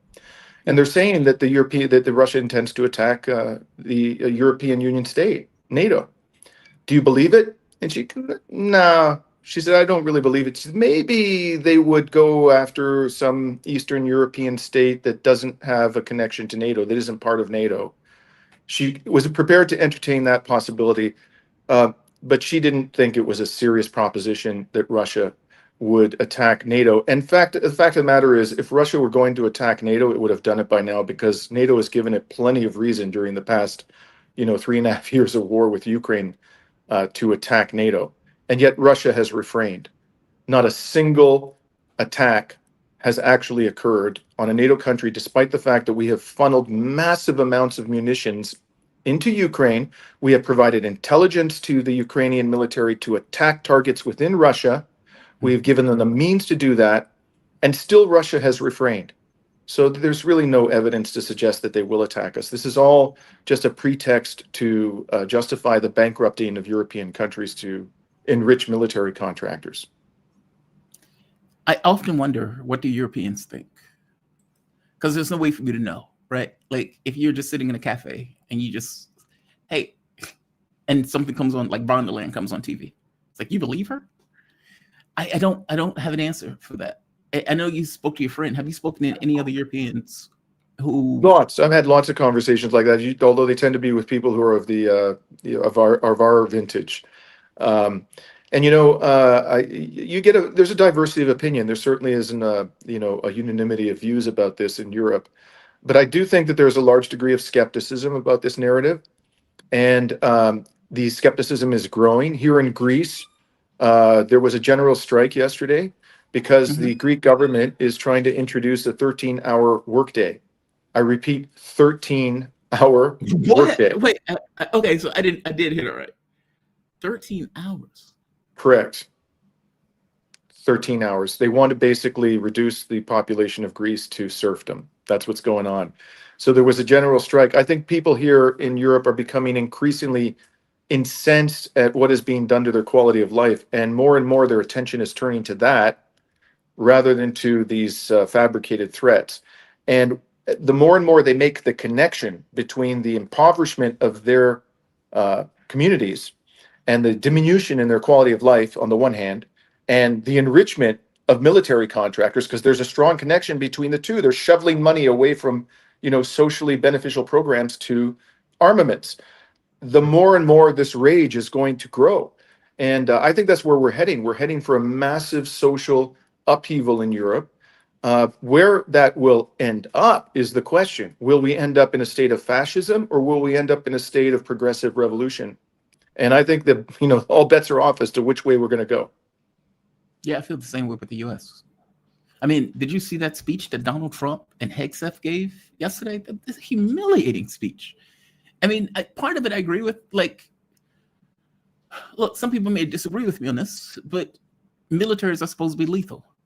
And so the idea of saying, okay, well, we have men who are going to deal with these perilous missions, whatever, and there's certain qualifications for it, because we want those men to survive, or at the very least have the highest chance of survivability in those missions. And then someone says, well, yeah, but I know she's only 5'5" and 100 pounds, but give her a chance. It's like, no, we're not giving her a chance. No, I'm sorry. No, it's nothing about her being a good person. She may be the nice person on the planet, but the purpose is different. Like the rationale for it is different. It's not about the smoke stuff. It's a military. It's supposed to be lethal, right? But the other stuff was insane. Like Donald Trump effectively made the argument that we're going to be sending U.S. military to democratic cities. And you're like, okay, well, so you're sending military to cities of your opposition. What the hell is that?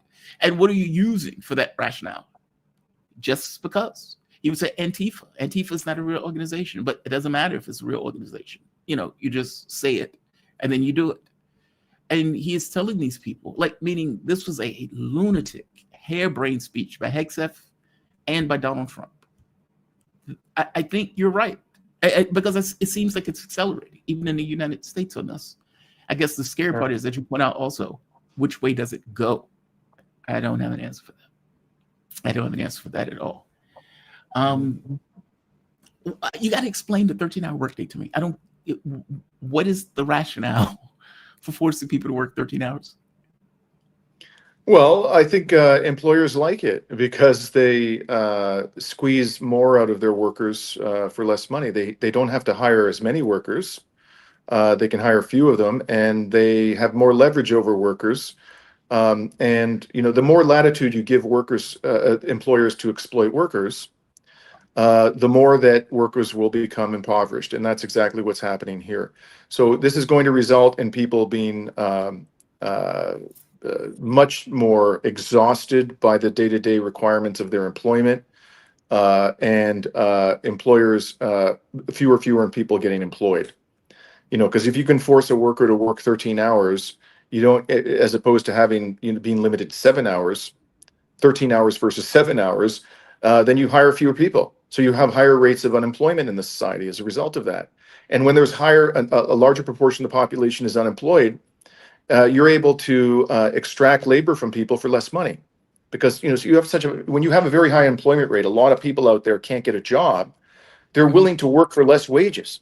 There's a lot more people out there willing to work for lower wages. So all of this results in downward pressure on wages, and that ultimately is what's going on here. It's all about enabling employers to exploit workers to a greater and greater degree.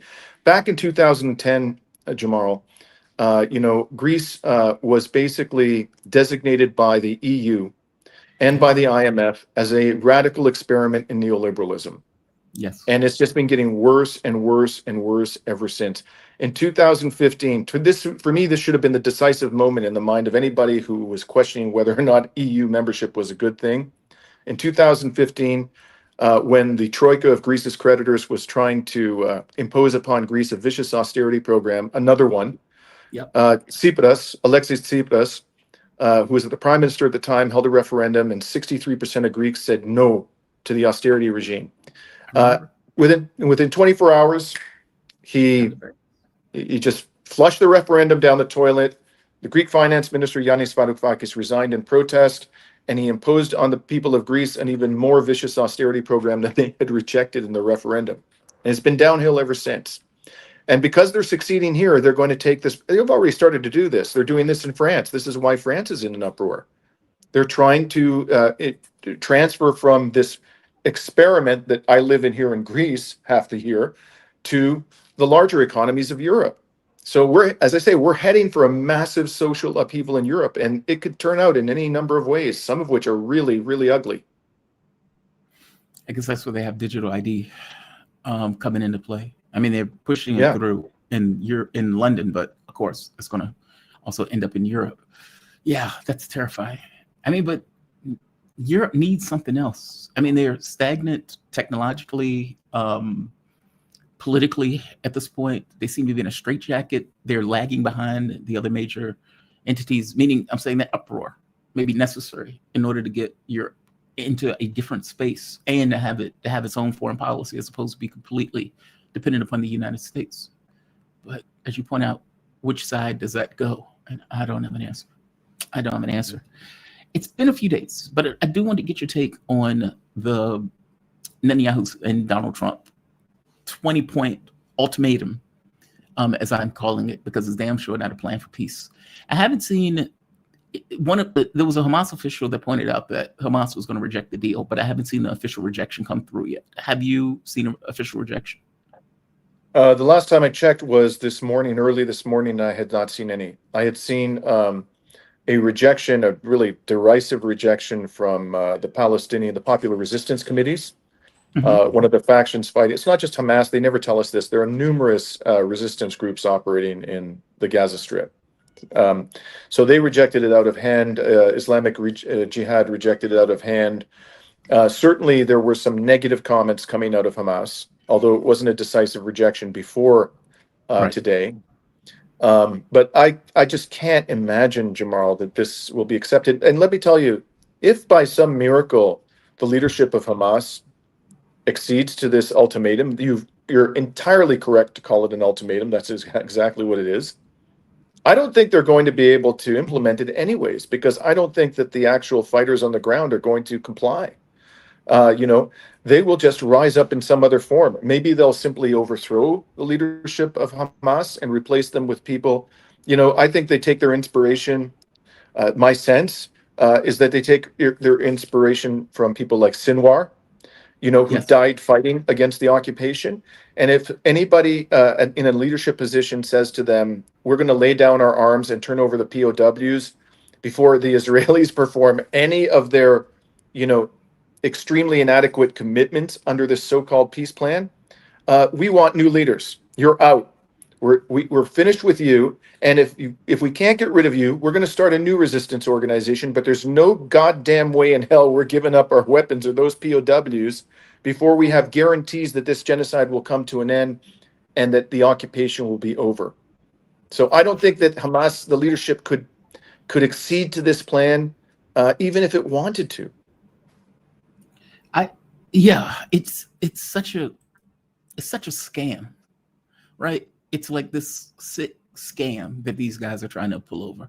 And I get the rationale for it. I mean, and then to show how dodgy this is, every vassal Arab Muslim kingdom agreed to it. Every European state agreed to it. The American Pope agreed to it.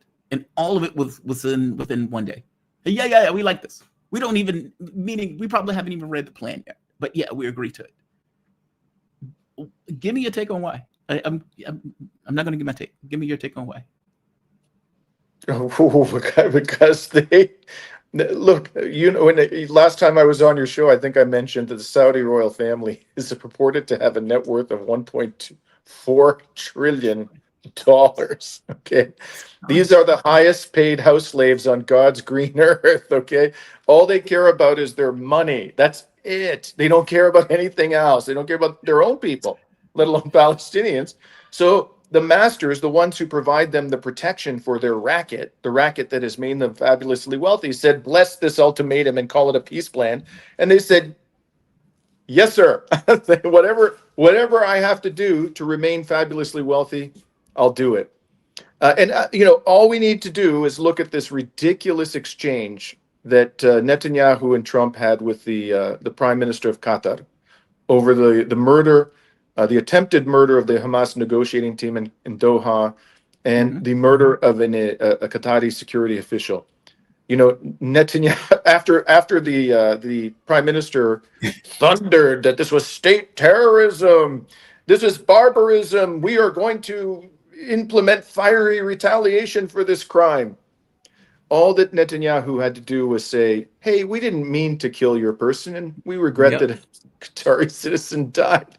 They kissed, they made up, and it's as though nothing happened. That tells you all you need to know about these autocrats and what their true agenda is.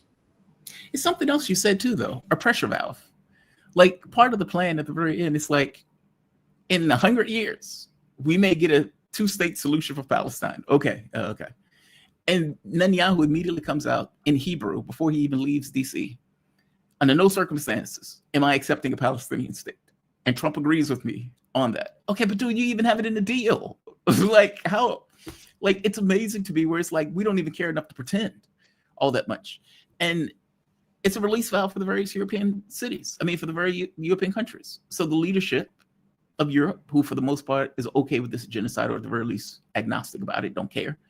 They're like, Jesus, our populations are pissing us off. We need to find some way to shut these people up. Oh, I know.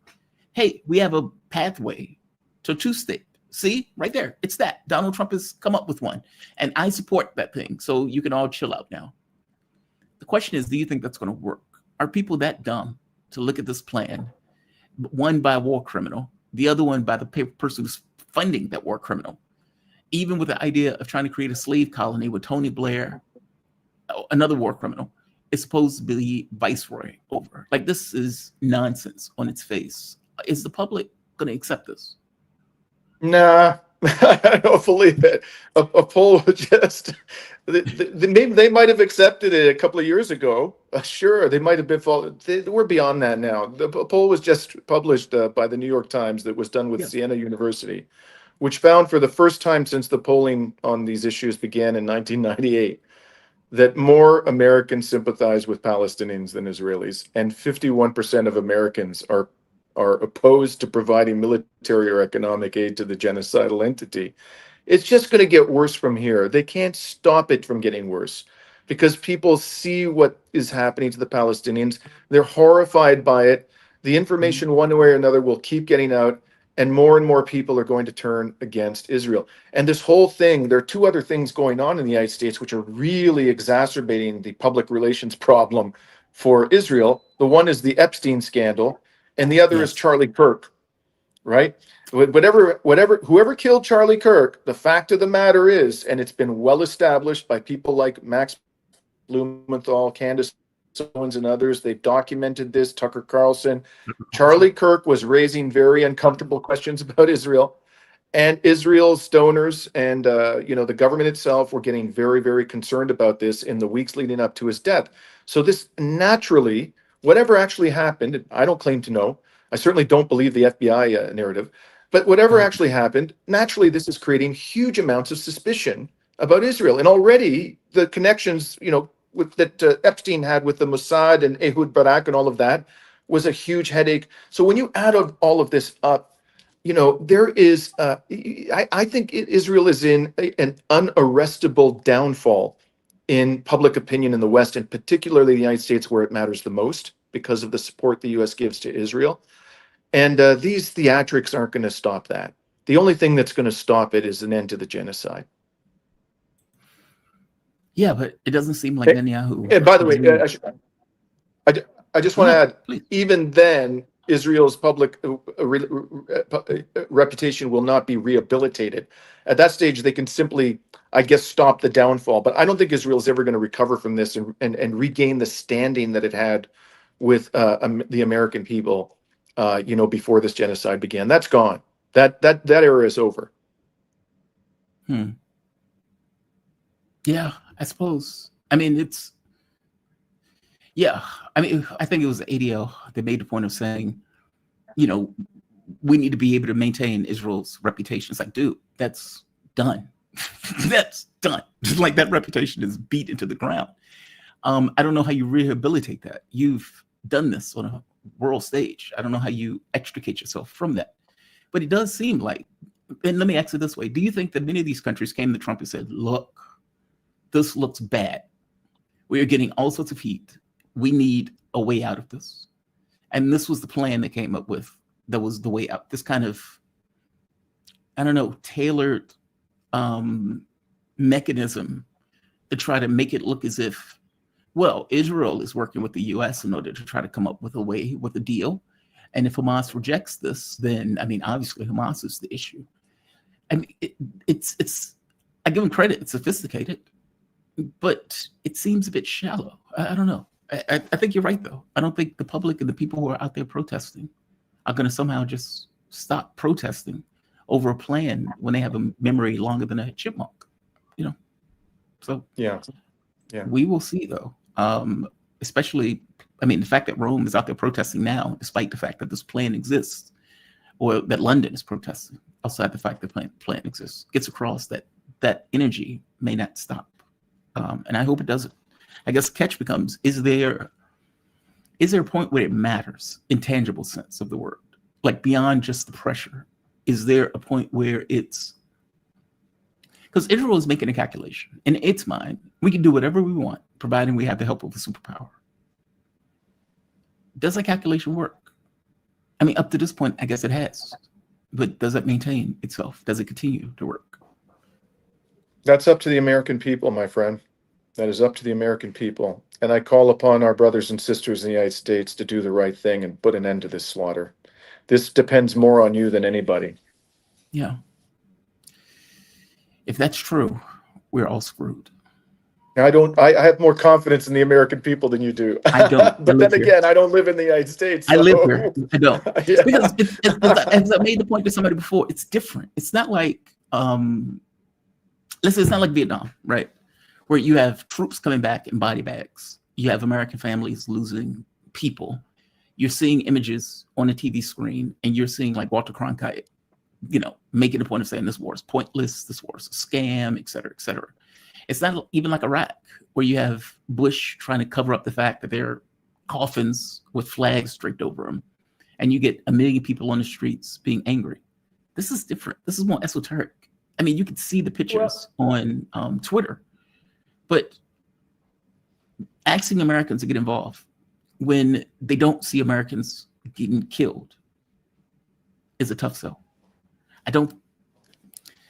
You have more confidence. Look, I agree with that, but I think, I go back to what I said about Epstein and about Charlie Kirk and about this whole notion that America first.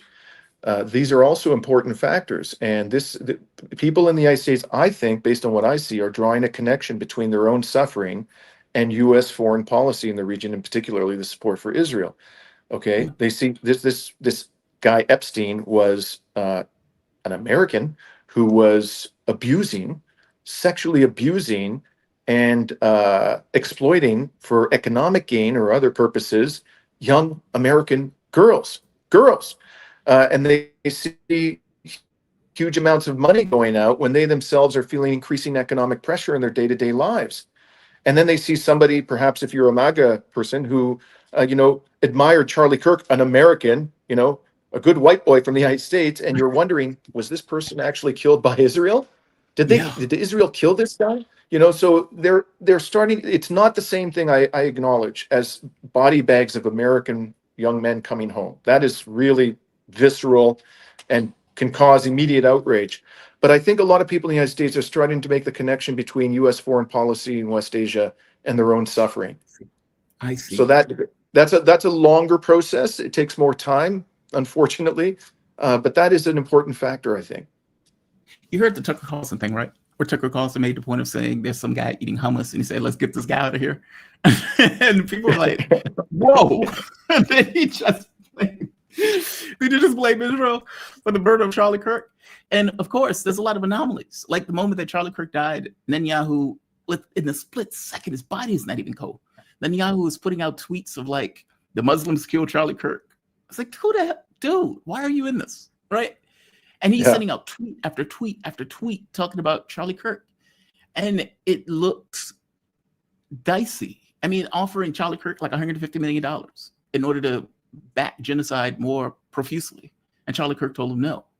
Okay, again, that looks very dicey. And then what happens if Chokepoint USA actually becomes a Tucker Carlson or a Candace Owens-ish type person, where he says, look, Netanyahu is an issue, even though I support Israel. Okay, even that split is problematic. I don't know. It's I just to end, add this anecdote. I talked about this young, Greek student I spoke with yesterday over lunch. She asked me in that conversation, just out of the blue, I wasn't even raising this up. She goes, "Do you think Israel killed Charlie Kirk?" Did she? I thought, a Greek student here in Greece is asking me that question. That's of course, this is tiny sample of the information that we all need to look at, and it's anecdotal, but wow, that somebody, a student here in the south of Greece, studying European politics, is asking me whether Israel killed Charlie Kirk. That suggests to me there's a lot of suspicion out there in the West about what actually happened here, and these types of things ultimately are going to come with a serious cost to Israel. Yeah, she's 10,000 miles away, and she's thinking about this. Wow. Yeah. Dimitri, I guess this will be the last question on this. What is it like in southern Greece now? Like, are you still seeing a huge number of Israelis that have polluted their area, have taken up land and all this other stuff, or has it chilled out somewhat now that? Well, it's tourist season. Tourist season's definitely over, and so there's not nearly as many tourists. But now that you mention it, Jamal, I was having lunch with my wife at our favorite seaside tavern here in Kalamata the other day, and there was a young couple, lying on some beach chairs, and they had tattoos, which suggested to me that they might be Israelis. So I just walked by and noticed that they were reading a book in Hebrew. And at that point, I turned on a very well-known Arab resistance song on my iPhone and played it as loud as I could. It's just Do you think? I know you've seen. I'm sorry. I know you've seen the aircraft, the cargo planes, and everything else that are going to Qatar. And I guess there are two parts to this. One, apparently, the United States, in order to shut Qatar up, signed some kind of deal with Qatar that the U.S. will come to its military aid if ever it's attacked, kind of like Article 5. I need to verify that, but I'll call it a rumor right now before I verify it. And two, all of these military planes, cargo planes, and tankers showing up at Al Udeid's airbase in Qatar. Of course, the people who I've talked to strongly believe, many of which are military people, that the U.S. is gearing up to assist Israel in another attack on Iran. Do you buy that or not so much? And this will be the last question. Sure.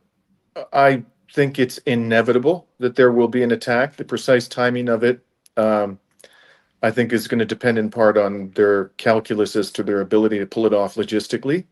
Yeah. The weapon stocks of the United States and Israel are obviously quite depleted. They also, I think, although they won't admit it publicly, grasp that they are much more vulnerable to Iranian missiles than they perhaps had believed. So they must be, struggling to find ways to enhance their level of protection. So that may cause a delay, for all of that to play out and for them to get to a position where they think they're ready. But will they do it? Absolutely. Why? They're eliminated. They're hell-bent on eliminating any and all resistance to Washington's hegemony in the region. And they understand perfectly well that unless they effect a regime change in Iran, they will never have hegemony over West Asia. They can have a very dominant position, particularly in certain Arab countries, but there's always going to be resistance as long as this particular government is in power in Iran. So they're going to try by any and all means possible to eliminate it. And my guess is that'll begin before the end of the year, but it might take longer. But have no doubt it's coming. Wow. I guess those Israelis are going to be coming back to Greece pretty soon. Well, they may not get as good a welcome the next time. We'll have to see about that. Dimitri, man, I always appreciate these conversations. You are a fantastic guest, and I really appreciate you joining me, man. You enjoy the rest of your time. Thank you for this. You too, Jamal. Always love talking to you, man. Thank you for this. Dimitri Lascaris. He is a lawyer, journalist, activist from Montreal, Quebec. He is host of Reason to Resist. Definitely check him out on his YouTube channel. You be safe, man. Enjoy your day. You too. Take care. All right. Dimitri is fantastic. Always appreciate having a conversation with Dimitri. He's a good guy. He really is. We are going to have Joshua Pudor. I believe I'm saying that correctly. He's going to come up at 9 o'clock. That should be a really good conversation. He wrote the book on Venezuela. Shout out to Joe Emmonsberger in fact, they gave me two names. I already had Justin on the show once, but he gave me another name on Venezuela. When there are hotspots around the world, it behooves me to try to find people to deal with those hotspots. It aggrieves me when I can't find a person on the day of. And so it's been a couple of days, but I've been able to find somebody on that spot. So Justin can definitely hit that story. And he can hit that story very well. Howard Lutnick, he says the darndest things. Listen to what Howard had to say about the Epstein list. For all of this, Donald Trump is going to release the Amelia Earhart tapes. Okay, nobody asked for that. Nobody cares about that, per se. Maybe a historian somewhere, but I don't care that the historian cares about that. People want the Epstein tapes. As Dimitri pointed out, that's still a big issue. You are throwing your body to protect a pedophile. What does that look like in practice, right? Well, Lutnick has a take. I'm going to play his take. Guy was the greatest black man. Because I'm fascinated that he ever said this aloud. The guy's gross. Right with my wife. He's gross. The guy's gross. This was not, the deep nuance of Howard Lutnick. This guy's gross. Right. So how come Bill Gates and all these other people could hang around him and not see what you saw?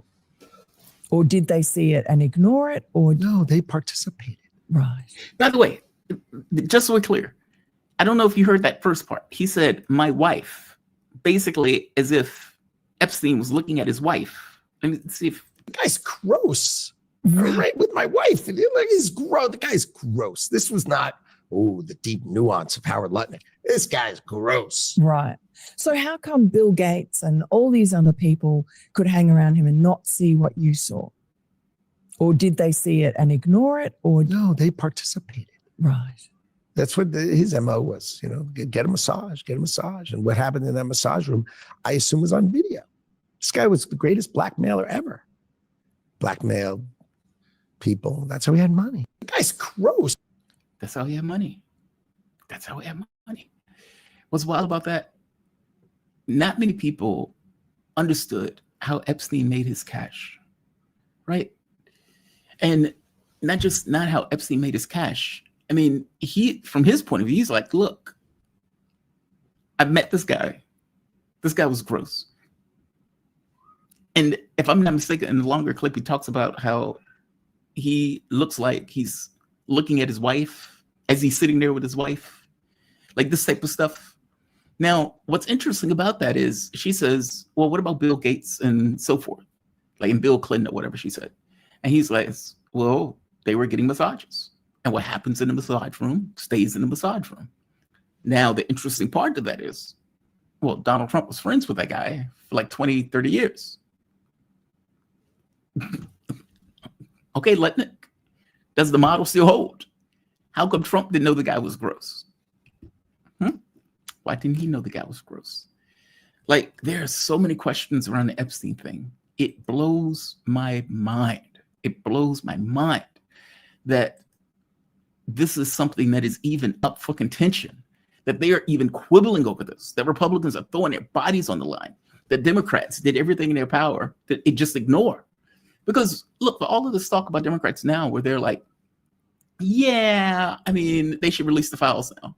Okay, well, Joe Biden was in office. Why didn't Joe Biden release the files if you cared that much about it? Well, they didn't care that much about it back then. But now, all of a sudden, they care that much about it.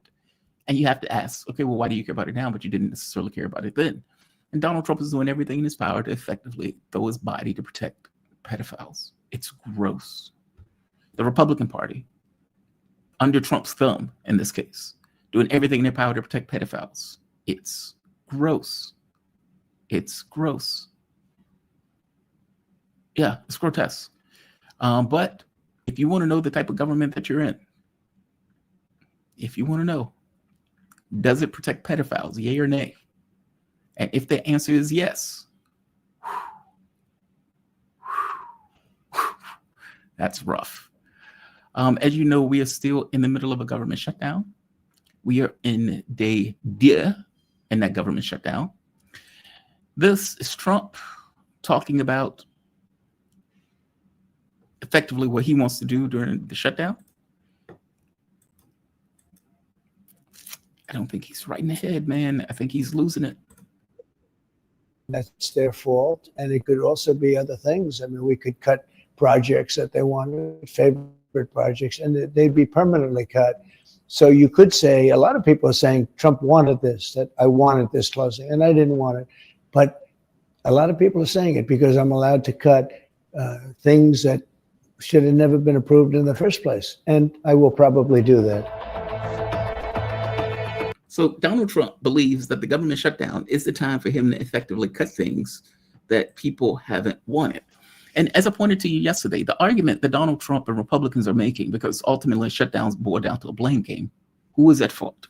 Did the Democrats do it? Did the Republicans do it? And I have to be honest with you, I hate both.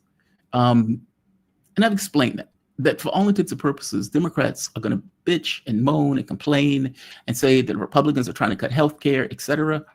But we're pissing around the edges. I mean, for all intents and purposes, what you're talking about healthcare is people paying a bit less. Now, what they want are extra subsidies that were associated with the Affordable Care Act. Trump has already changed the orientation of it, where people will have to pay more anyway. And so the subsidies, I think, cuts it in half for about 22 million Americans. And if those subsidies expire, those 22 million Americans are probably going to lose, or at the very least, a percentage of them are going to lose their access to healthcare. The way that Republicans have dealt with this is to make the argument that Democrats want to give healthcare to illegal immigrants. Trump, thankfully, finally, somebody asked him, hey, why do you keep saying that Democrats want to give healthcare to illegal immigrants? Listen to this answer that Donald Trump gives and let me know if this answer makes sense or if Donald Trump is actually losing his mind. Because again, I really believe he is losing his mind. They're all breaking the law. Mr. President, undocumented immigrants, We actually do have time for that. they're not eligible for the health care subsidies that Democrats are demanding. So can you clarify, what are you talking about when you say Democrats want to protect their health care? So when an illegal person comes in, a person who came into our country illegally, therefore breaking the law. And look, we all have big hearts. I have a bigger heart than you do.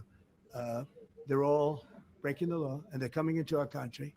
And we just, as a country, cannot afford to take care of millions of people who have broken the law coming in. We want them to come into our country, but we want them to come in legally. Now we have a strong border, very strong border, thanks to Christie and Tom Homan and the whole group. They've done an amazing job at the border. I mean, we had a border that was reckless. We had a border that was a disaster. They were coming in by the millions. I say 25 million people. You're saying less, but I say 25 million people came in illegally. And no system can take care of the health care of all of those people that came in. Just to be clear, this is BS. Just to be clear, this is BS. What Republicans are complaining about and what Republicans are effectively saying is, we disagree with Joe Biden's policies. That's what they're saying. So Joe Biden created an app, and using that app, he allowed more people to come into the country. Those people came into the country legally in the context of that app. We disagree that those people should have been able to come into the country with that app. And so now we are saying that by our definition of things, retroactively, that those people are illegal. And because those people are illegal, that, you know, if they're able to get some kind of access to healthcare or something like that, as they wait their 10 years or whatever, that Democrats are trying to give illegal aliens healthcare. That is a far cry from Democrats are giving people who illegally enter the country healthcare. It's nonsense. In most cases, because again, if you're here illegally, you can't get access to healthcare in that way. We are talking about people who are Americans, and those Americans are not going to be able to afford the increases that people are going to have to pay for the healthcare changes that are about to take effect. And what's outrageous about this to me is you have the quote, big, beautiful bill. You have the Medicaid cuts, where they're going to take like $1 trillion off of Medicaid. They're going to cut SNAP benefits, meaning they are going in on these programs and they are fighting this hard for 22 million people. I find that to be amazing. It gives you a sense of priorities. Keep in mind, the tariffs have increased the costs to Americans on a daily basis, meaning from the standpoint of inflation. The depreciation of the dollar has increased the costs, because if the dollar goes down, everything that you try to spend, especially if you're talking about foreign products, are more expensive. And from the standpoint of the economy, well, the recent numbers are just devastating. These are the recent numbers, job numbers, that has just come in. In September, the number of jobs created was negative 32,000. Negative 32,000. There was an expectation it was going to be 55,000 to the positive. Negative 32,000. The August numbers were revised down, meaning the numbers were worse than they thought. So instead of 54,000 jobs, they were down to 3,000 jobs. I hope you notice the acceleration taking place. Negative 3,000 in August, negative 32,000 in September. This is the Trump economy. Trump can no longer say this is Joe Biden's economy. This is the Trump economy. People are paying more. Inflation is higher. Jobs are collapsing at this point. And the Trump administration is cutting social benefits like Medicaid, SNAP benefits, which you can imagine people will need at the point in which they've lost their jobs. All of the jobs that they eliminated under DOGE Well, again, those are people who lost their jobs. Your life is getting more fraught. All for Donald Trump to give his cronies and himself more money. It's outrageous.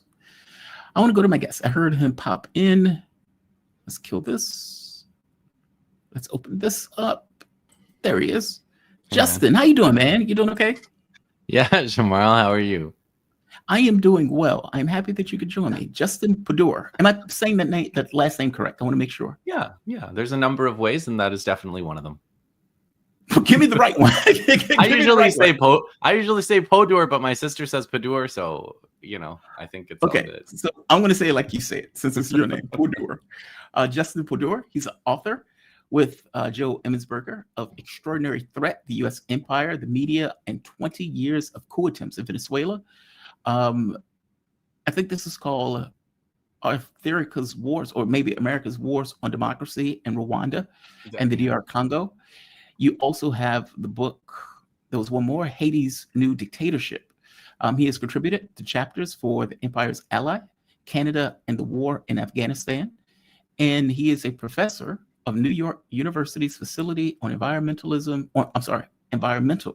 and Urban Change. That is a hell of a pedigree, Justin. So thank you for joining me, man. It's not New York, it's York, but it's all good. Oh, you said it's not New York? No, it's York. It's in Toronto, but.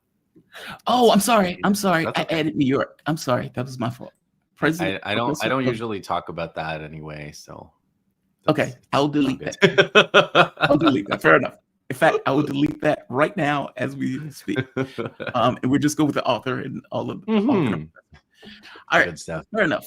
Professor of Europe. Fair enough. Thank you for joining me, man. I really do appreciate it. And as I told the audience, you wrote the book on this, so you are the person to speak with. The U.S. is doing two things at once. And, this kind of breaks this model of sequencing that some people talk about, where the U.S. is trying to take down one at a time. It seems to be pairing off on Venezuela and on Iran simultaneously. Now, the New York Times is reporting that Marco Rubio is effectively given the nod for the Venezuela issue, and that the United States is working with opposition elements in Venezuela with the idea of overthrowing the Maduro government. What do you know of this? Give me your take on this. I mean, as you point out, even in the book title, that this is as American as apple pie with decades of coup attempts. But give me your thoughts on this. Okay, so this is nothing new in the sense that working with opposition to overthrow the government of Venezuela is absolutely a project they've been doing since 1998, I would say. So the Chavez and the Chavistas first came to power that year, and the Americans have been working with the opposition every year in, year out, never stopped since then. So there's nothing, just the same as Cuba. Like, they've been doing the same for Cuba since 1959. So there is, when there's a left-wing government anywhere in the world, but especially Latin America, the Americans begin to try to overthrow them. That project begins the day that government arrives, and it ends either with that government being ousted or with the campaign continuing. I mean, until something drastically changes in the way America is governed. That's how it's going to be. So this New York Times story, I took a look at it, and I've come to understand this type of story itself in a slightly different way, because I used to think as a media critic that this was about telling falsehoods and trying to deceive the public. And now I think of it more as part of the intervention itself. So when they publish a thing like this, and it's sourced to opposition figures and Marco Rubio, and there's like 5 authors. Did you really need 5 authors to do this story in the New York Times? Julian Barnes, Edward Wong, Julie Turkowitz, and Charlie Savage all contributed to this like story with 2 interviews, and quotes from Marco Rubio, basically saying almost essentially no news value, just that the Americans are trying to overthrow Venezuela, as they've been doing since '98. So what's going on with this story, I think, is basically they are like the same way they attack these boats and kill people on these boats. The story itself is also like putting it out there to people who are anti-Maduro, people who are in the opposition in America, people who are in the opposition in Venezuela, that like, hey, we haven't forgot you. We're still trying to overthrow that government. We want you to know. So, you know, a couple of weeks ago, they blew up a boat, and this week they published the story. So it's just it's part of their overall, you know, what people call the strategy of tension and other contexts. It's part of keeping that pressure on. It's part of the regime change campaign to publish the story in the first place. Agreed. No, I agree with you. Like, as you point out, do you really need 5? There's more people writing that story than there were interviewed for that story. Yeah, right. It's not like, hey, you go here and interview that guy. You go there and interview that guy. It's just like 5 of us are going to interview the advisor to Maria Corina Machado. Yeah, Why does she need an advisor? She's not in the government. She's just living in America. Why does she need an advisor? She has work to do, man. She has work to do. And the New York Times is going to, of course, talk to her about it. Yeah, at the point where you get the government effectively saying, here's a story, then obviously that story is serving the ends of the person who put that story out. But this seems different.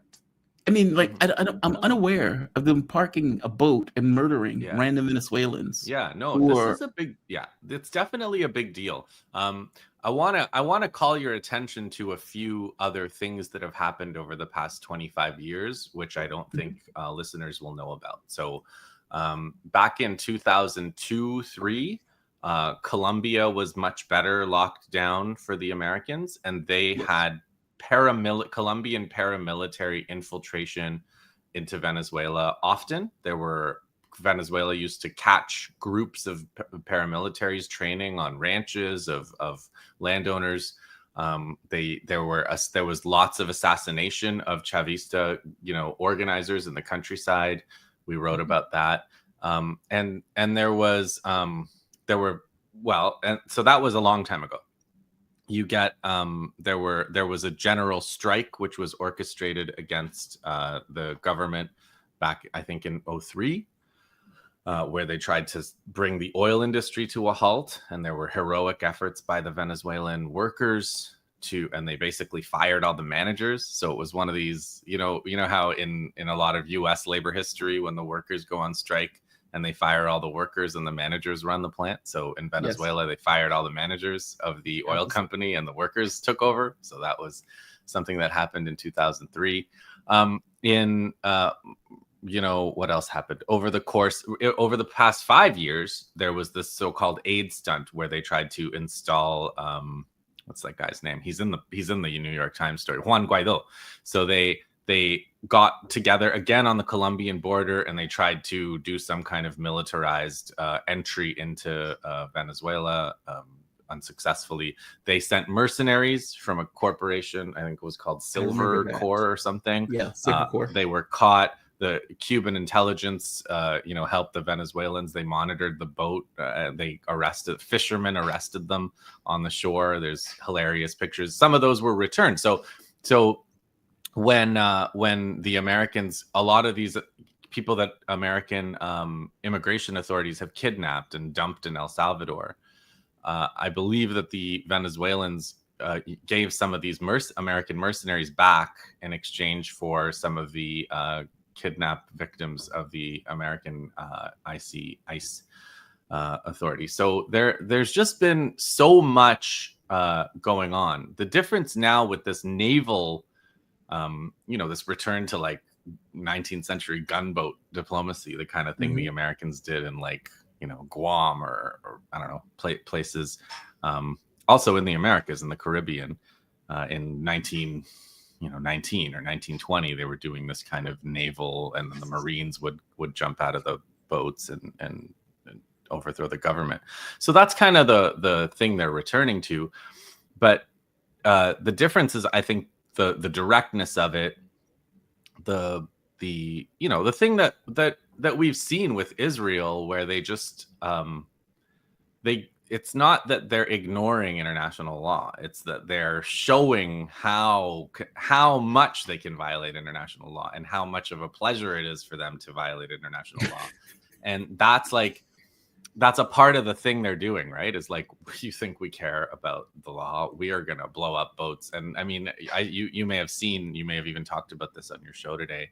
The minister, not the minister, but the Secretary of Hegseth, when he was making a speech. Secretary of War, sorry, yes.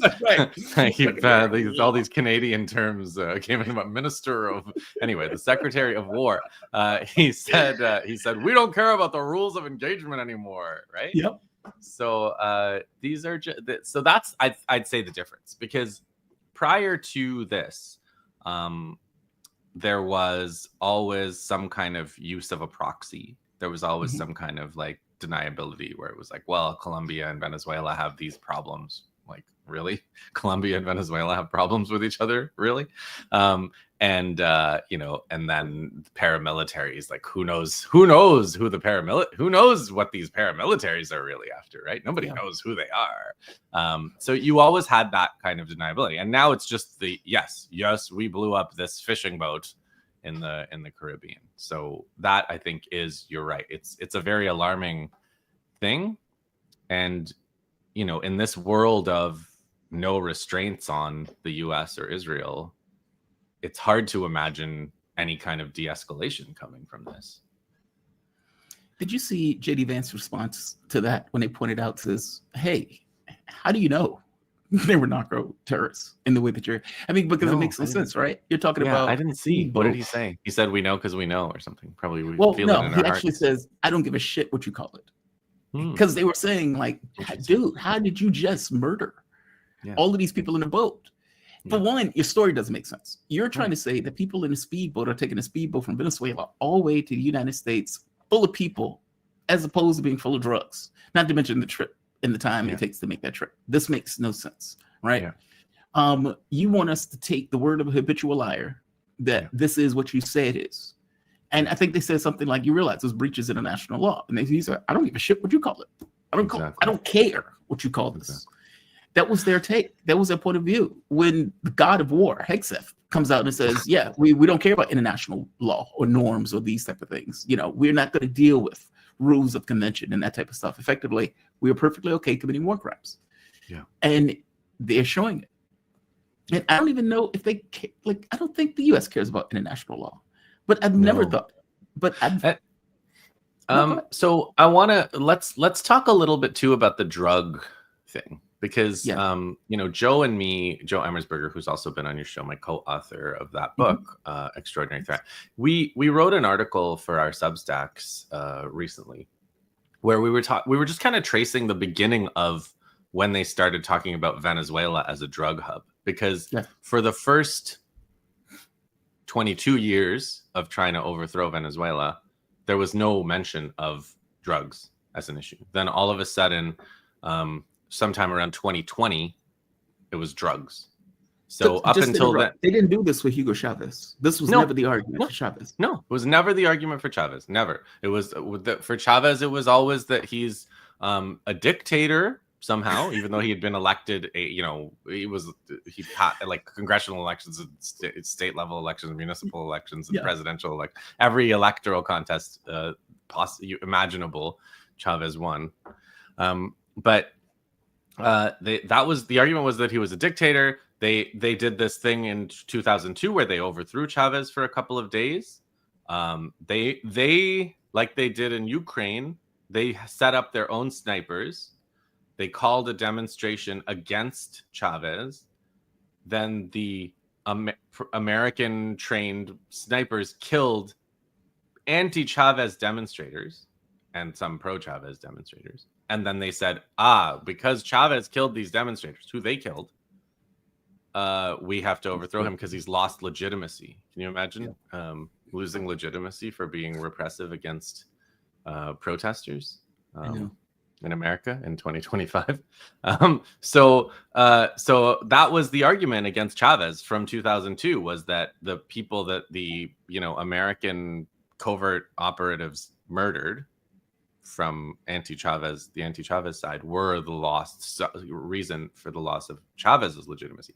The drug thing, the drug thing is quite remarkable, Jamal, because when you go back, no matter how far back you go in American, history, going back, I guess, 1940s, let's say, the drug thing, the international drug trade is controlled by the Americans. It's, the money ends up in American and European banks. The covert, transportation of this is often done in American planes. The CIA, Air America, these various operatives, they use these off the books operations to fund the CIA and avoid congressional scrutiny. It was done in Afghanistan. It was done in Bolivia. Especially in the Americas, Colombia is the drug hub, and Mexico now has this importance to it, and it's always state-backed. It's always American allies, and the entire network is fundamentally a circuit of American business and of massive wealth accumulation for American and allied interests. So Venezuela, Cuba. These places that are not under control of the Americans are some of the least hospitable places for the drug trade and for transshipment and finance and even planting or growing the plants that have been made illegal in the war on drugs. So it's really like one of the most upside down excuses to use to say Venezuela is a drug hub. Venezuela is the farthest thing from a drug hub in the Americas. If you're looking for a drug hub, you should look at America, at Colombia and Mexico. Yeah. Ecuador will come to mind. Yeah. And Ecuador, again, Ecuador had a left-wing government for a while.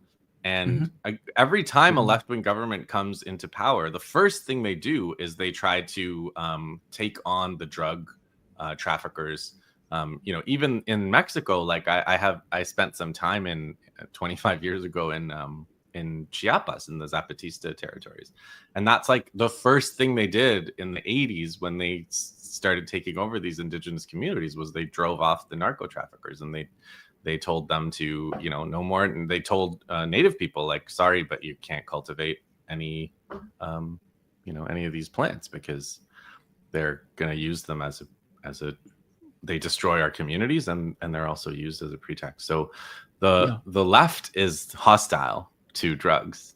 It's the American interests and the right that are the ones that are behind narco trafficking in the Americas. Yeah, who the hell wants gangs as a rival power in a country that's trying to for progress? Yeah. No, I totally get it. So this started 20 years ago. So from your point of view, do you see this as having any legs at all?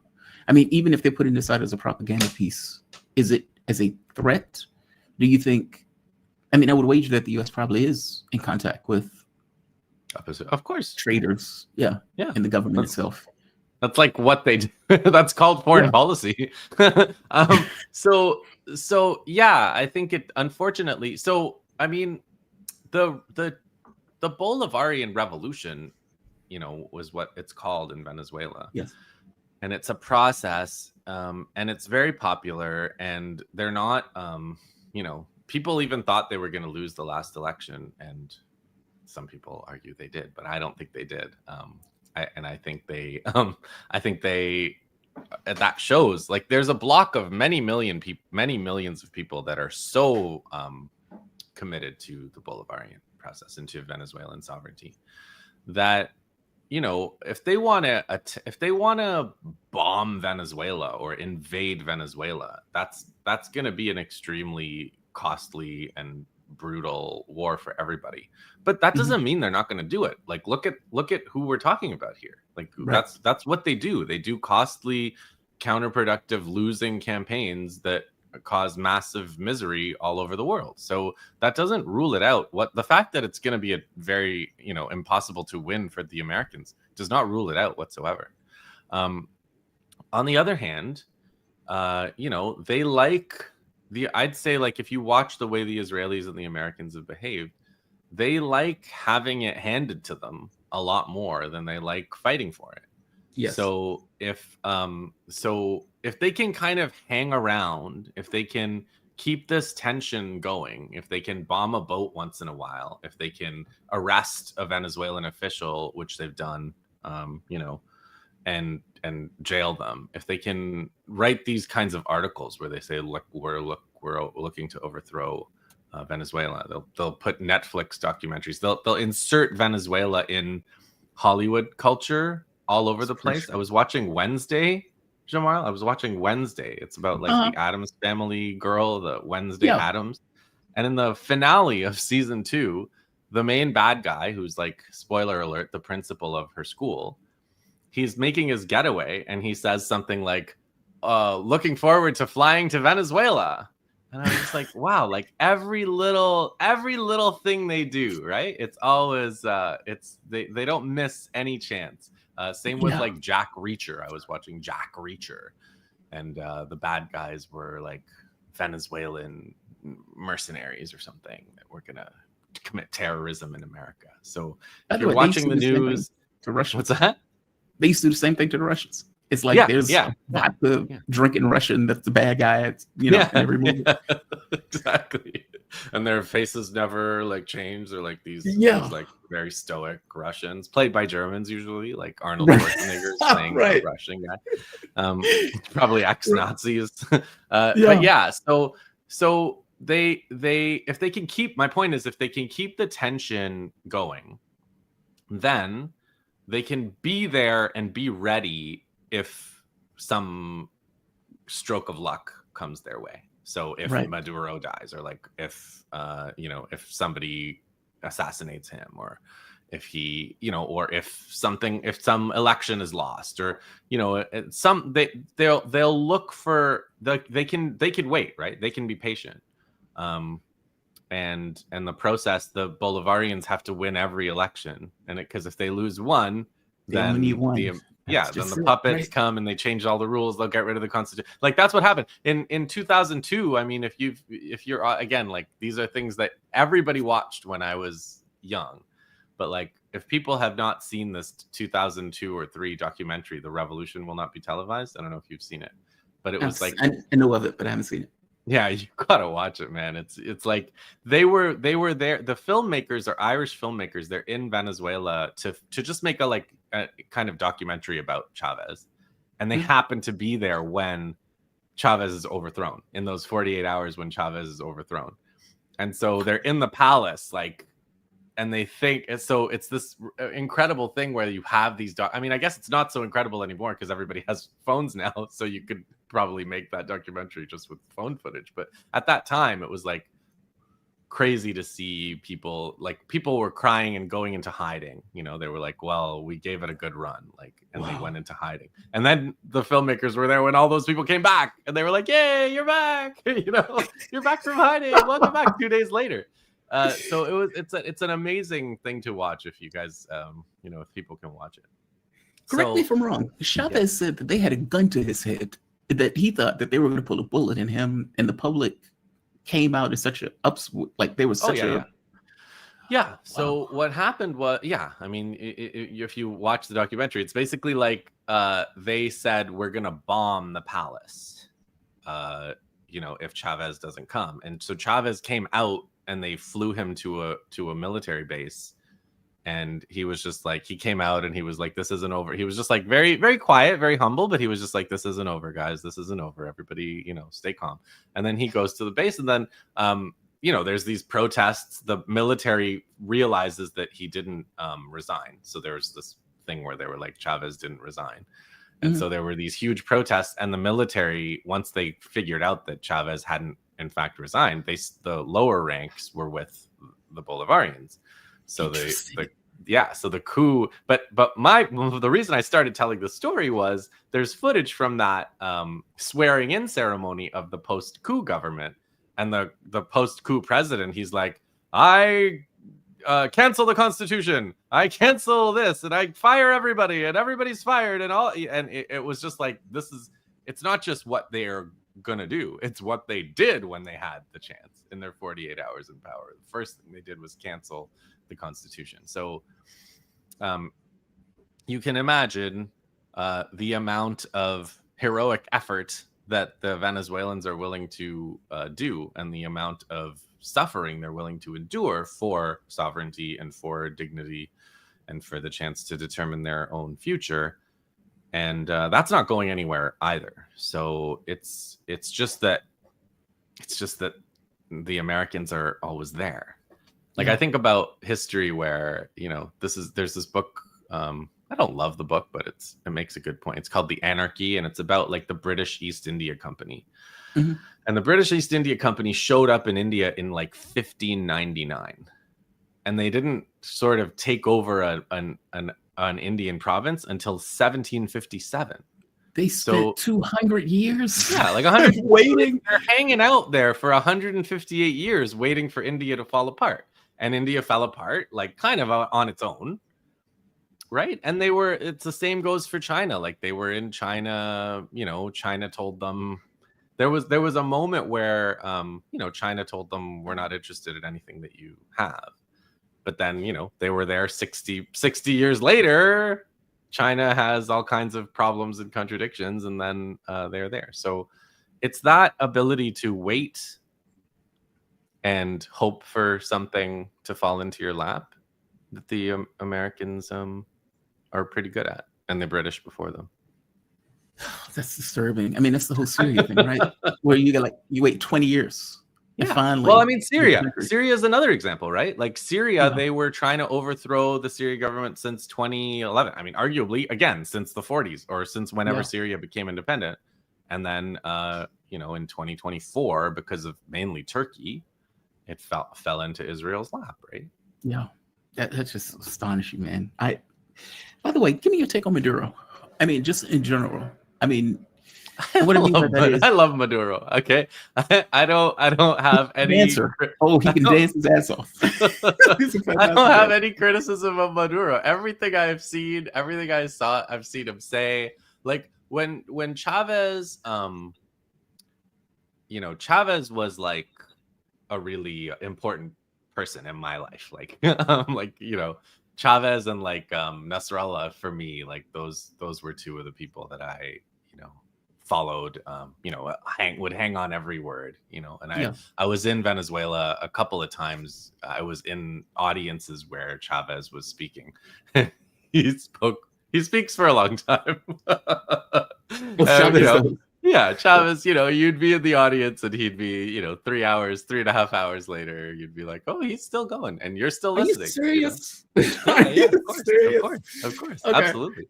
And but Maduro, like, I've never been to Venezuela since Maduro was president, but whenever I see him, he's just, he seems very humble, like he's not Chavez. He doesn't have Chavez's like charisma.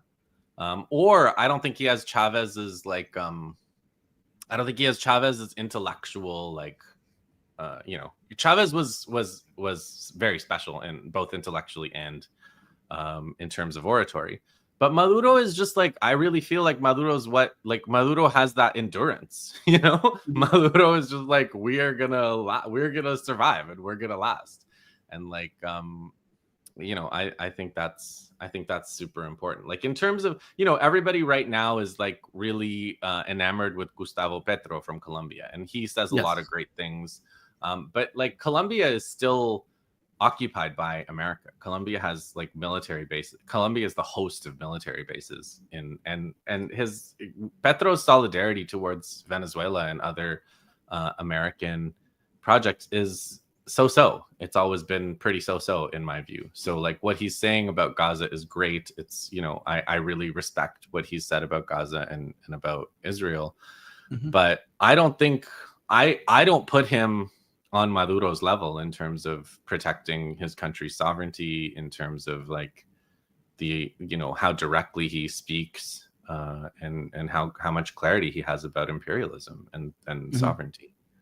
Especially with the military bases being in his country. Yeah, with the military. And I mean, like, like Petro, you got to understand, Colombia is so deeply controlled by the Americans, right? Like there are paramilitaries in the government, like the Secret Service.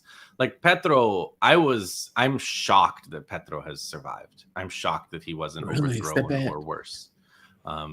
So, you know, it's amazing. It's amazing what he's been able to say, let's put it that way, on the international stage.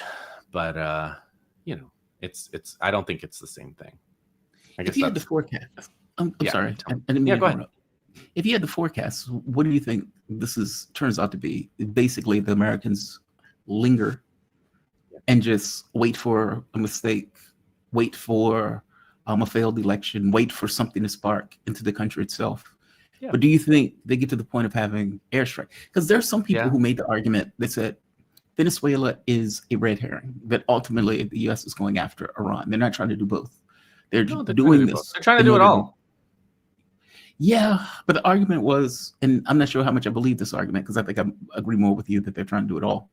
But the argument was, well, they're using this as a red herring in order to distract away from the actual target. I don't know if Donald Trump is that deep. Maybe the people around him have these thoughts.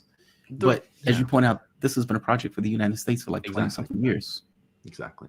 The reason I don't agree with that is that, like, I believe, and I think we said this in the book, I don't believe that from America's perspective, there's any backwater, there's any distraction, there's any unimportant part of the world. To those imperialists, they believe the entire world belongs to them.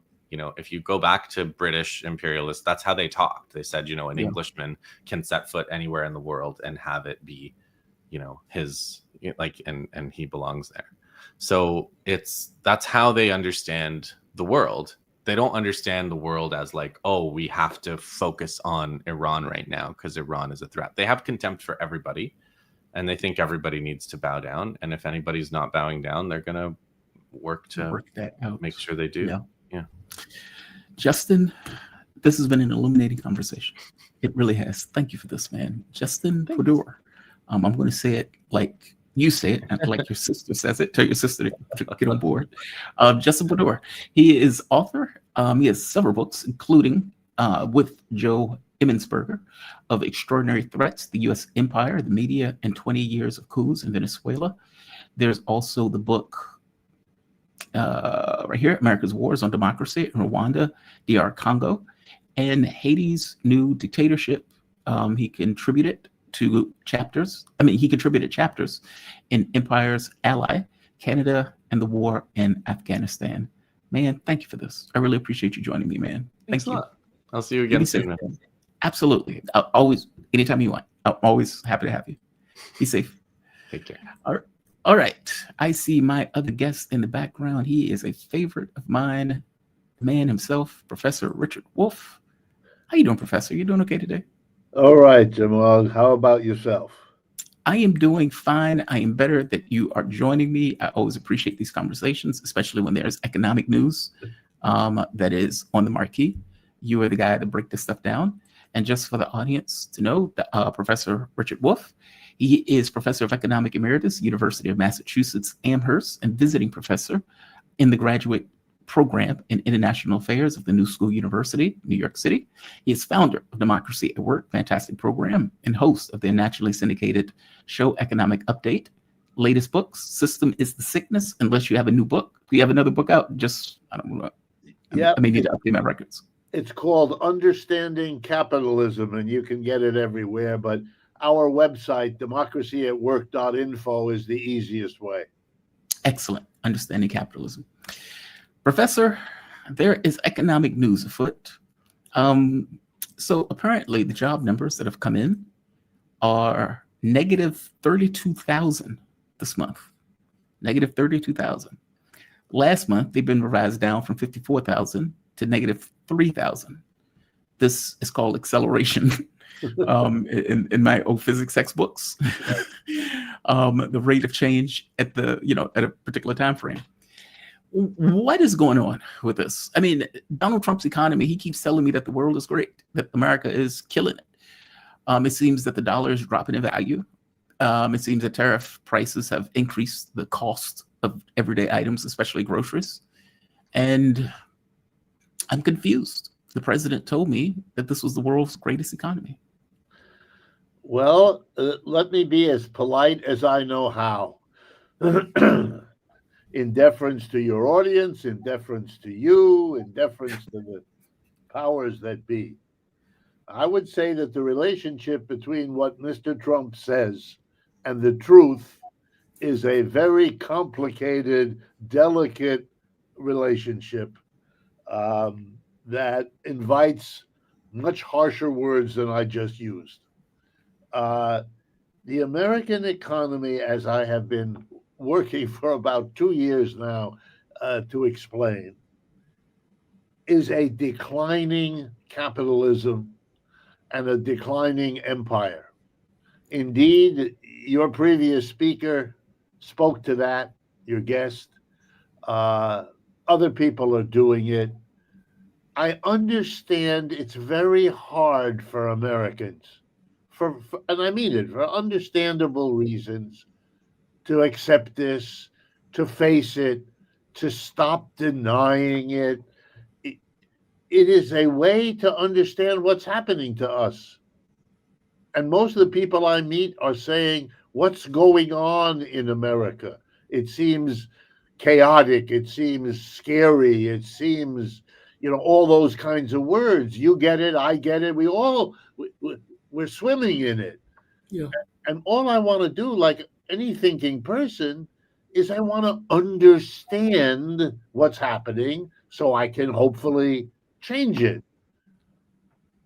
I want to explain to people that the American economy was, after World War II, going all the way back to 1945, the end of World War II,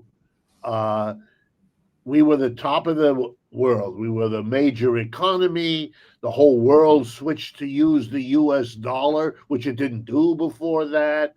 American trade was the most important thing any company anywhere could hope to engage. We had the biggest shipping. We had the biggest military. Just biggest, bestest, because all the rest of the world had literally blown themselves up. That's what World War II was. England destroyed Germany. Germany did its best to destroy Russia. They all ganged up on France and Italy, and on and on and on. Japan, ends up the war having 2 atomic bombs drop on major cities, Hiroshima and Nagasaki, and so forth.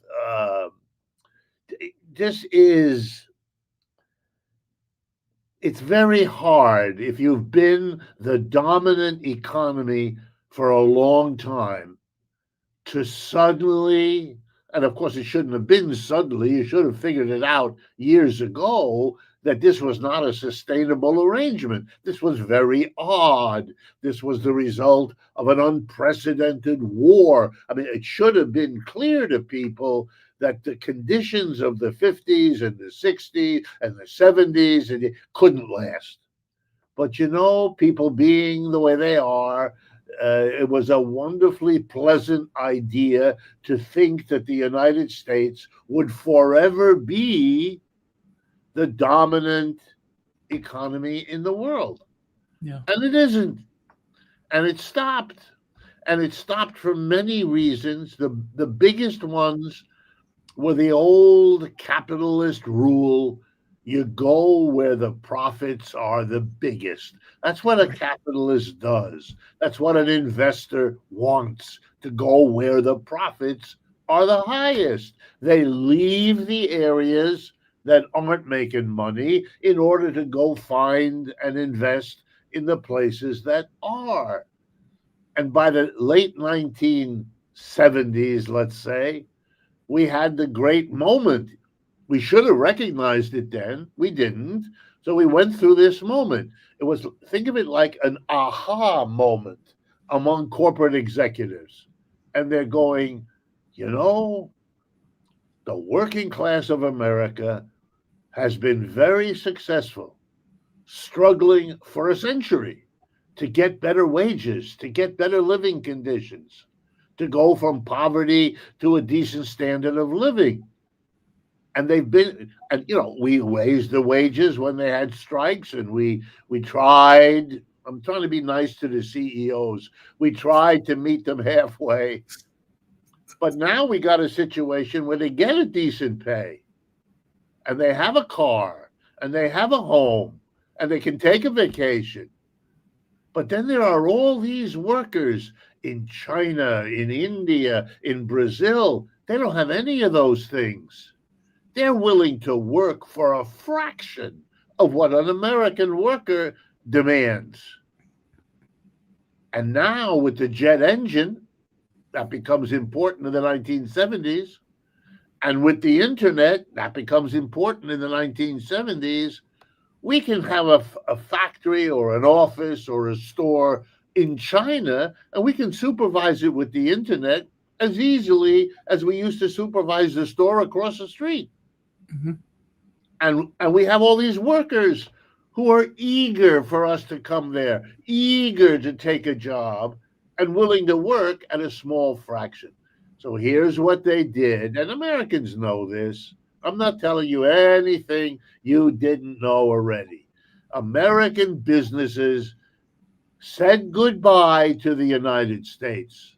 If you want the honest truth, they abandoned the United States.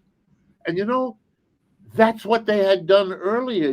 Capitalism starts in New England, then it goes to the Midwest. You know what we call the Midwest now, the Rust Belt. You know why? Because the capitalists left. Detroit in 1970 had 2 million people.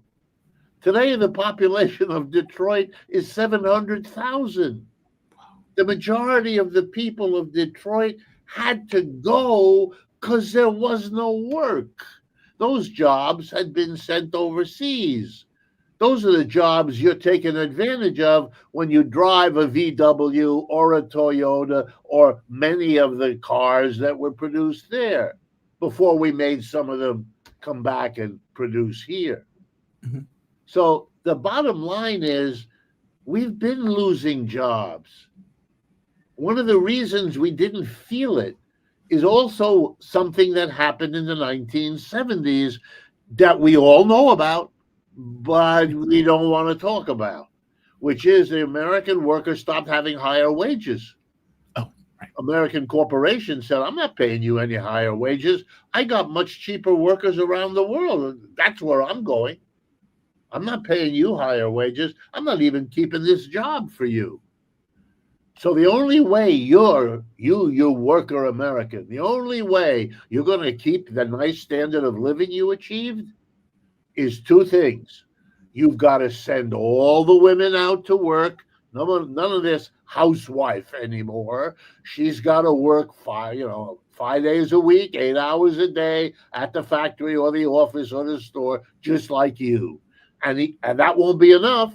If you really want to keep your standard of living, in addition to having the wife work, and I know African Americans, the wives had been working a long time. I'm talking here about the white people who went out, the white wives. But the other thing everybody had to do to keep up their standard of living was go into debt on the scale no working class in the world ever did before. It's in the 1970s that the banks of this country decide to put credit cards in every wallet. One of them, two of them, six of them. What difference does it make? The average interest rate on a credit card right now is between 17 and 20%. Of course, the banks could make a ton of money by getting the consumer hooked. It's a bigger addiction than heroin or cocaine ever were. Yeah. And so we had an economy based on this. And now, last point, it's over. It's over because another economic powerhouse grew up in the last 50 years. It's called China. And you can pretend all day you want, and you can make criticisms. The Chinese have their problems. It's not like we do. We have our problems. They have their problems. But they can produce most of what we consume better or cheaper or both. I'll give you just one example. BYD. The best quality, cheapest electric vehicle, car or truck, on this planet today is made by something called the BYD Corporation. Those three letters, BYD. By the way, stands for Build Your Dream. English words, but it's a Chinese company. They're it. If you go, a few weeks ago, I was in Paris, France. The cabs on the street in Paris, BYD. Everywhere in the world except here. Here, Mr. Trump put a tariff on them. Mr. Biden raised the tariff to 100%. So if you want a BYD car, send 30 grand to China, they'll ship the car. But you can't pick it up at the dock unless you pay the tariff 100%. That's another 30. So it'll cost you 60. So nobody does it. They go and they buy an inferior car from Tesla or from General Motors or Ford or whoever, pay about 50 to 60 grand for a car that isn't as good as what BYD would give them for 30, except for our government. You know, this is called shooting yourself in the foot. The whole world is turning away from American cars and trucks. Not because they aren't good, but because they can do better with the Chinese. Look, that's one of the reasons if you look at the toaster you're about to buy, it's made in China. Or the socks on your feet. Or the carburetor in that car which says Chevy on the outside, and it is a Chevy, but that carburetor, that was made in China and then shipped over here. Here's the problem. Unless we make big changes, and there's no nice way to put this, we're going down. And that's what those numbers, the correction of the numbers, because we were happy with the nice numbers, because like with credit, it's not real. You got to pay that back. And now finally, the big one. And Jamal, this is something, if I can make a suggestion, we need your program here to deal with. When a country is in turmoil like this, why are we surprised? We have a government sending its own troops into our cities. Yes. We have a president who addresses the generals and tells them, use American cities as your training ground. What? No CEO, including American, no CEO is going to move a factory into a country that's acting like that. You know why? Because it's not safe. You don't know, one day half your workers won't show up because the military is training in their neighborhoods. Or maybe ICE has come through and arrested half the people who live in the neighborhood and who have been working in that factory for 20 years. And what's the factory going to do? That's why there are no jobs coming here anymore. And we listen to a president who says, and I take him at his word, he wants to bring jobs back. Okay, Mr. Trump, but the last way on earth to do that is to have endless pictures of ICE agents beating up some old lady in a train station. What are you doing? It's like an advertisement to people, don't bring your factory here.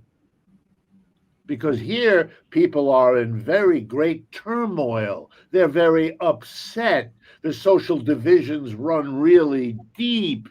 We're seeing the revival of regional hostility, violence, white supremacy.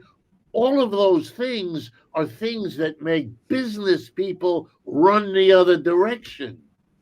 And that shouldn't surprise anyone.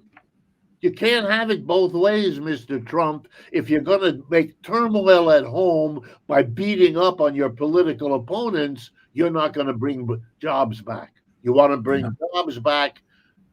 I mean, let me give you one more.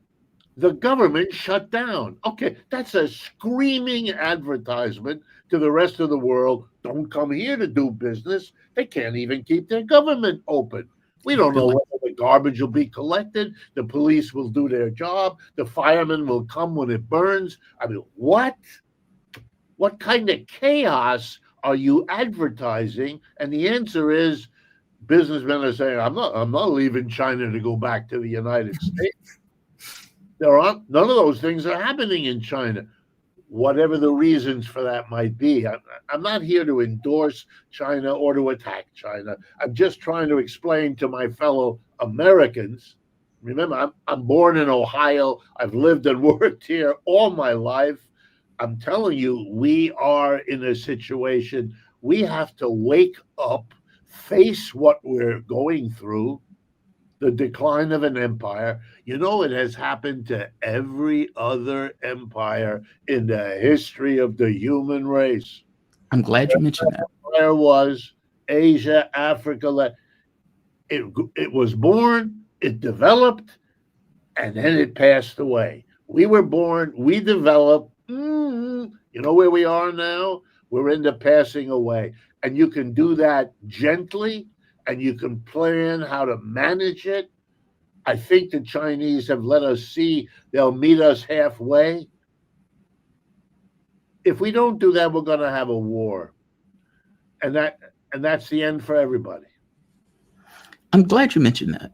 I don't know if you've had the opportunity to read Peter Turchin's book, The End, what is it called? The End, or End Days. And Turchin makes a similar argument that you're making, but he makes it slightly different. He makes it, in this case, of overproduction of elites. And this is combined with immiseration of the working class. Right. And in this kind of immiseration of the working class, you have so many elites that they set policy, point of view, and they lose the ability to change anything in the context of the political system because they don't believe anything needs to change. We're fantastically wealthy. Why do we need to change anything? And whereas you get the poor, the working class has a much like a worse and worse and worse time point, up until the point where there's a conflict between wannabe elites that realize they can't be elites because all of the slots are filled.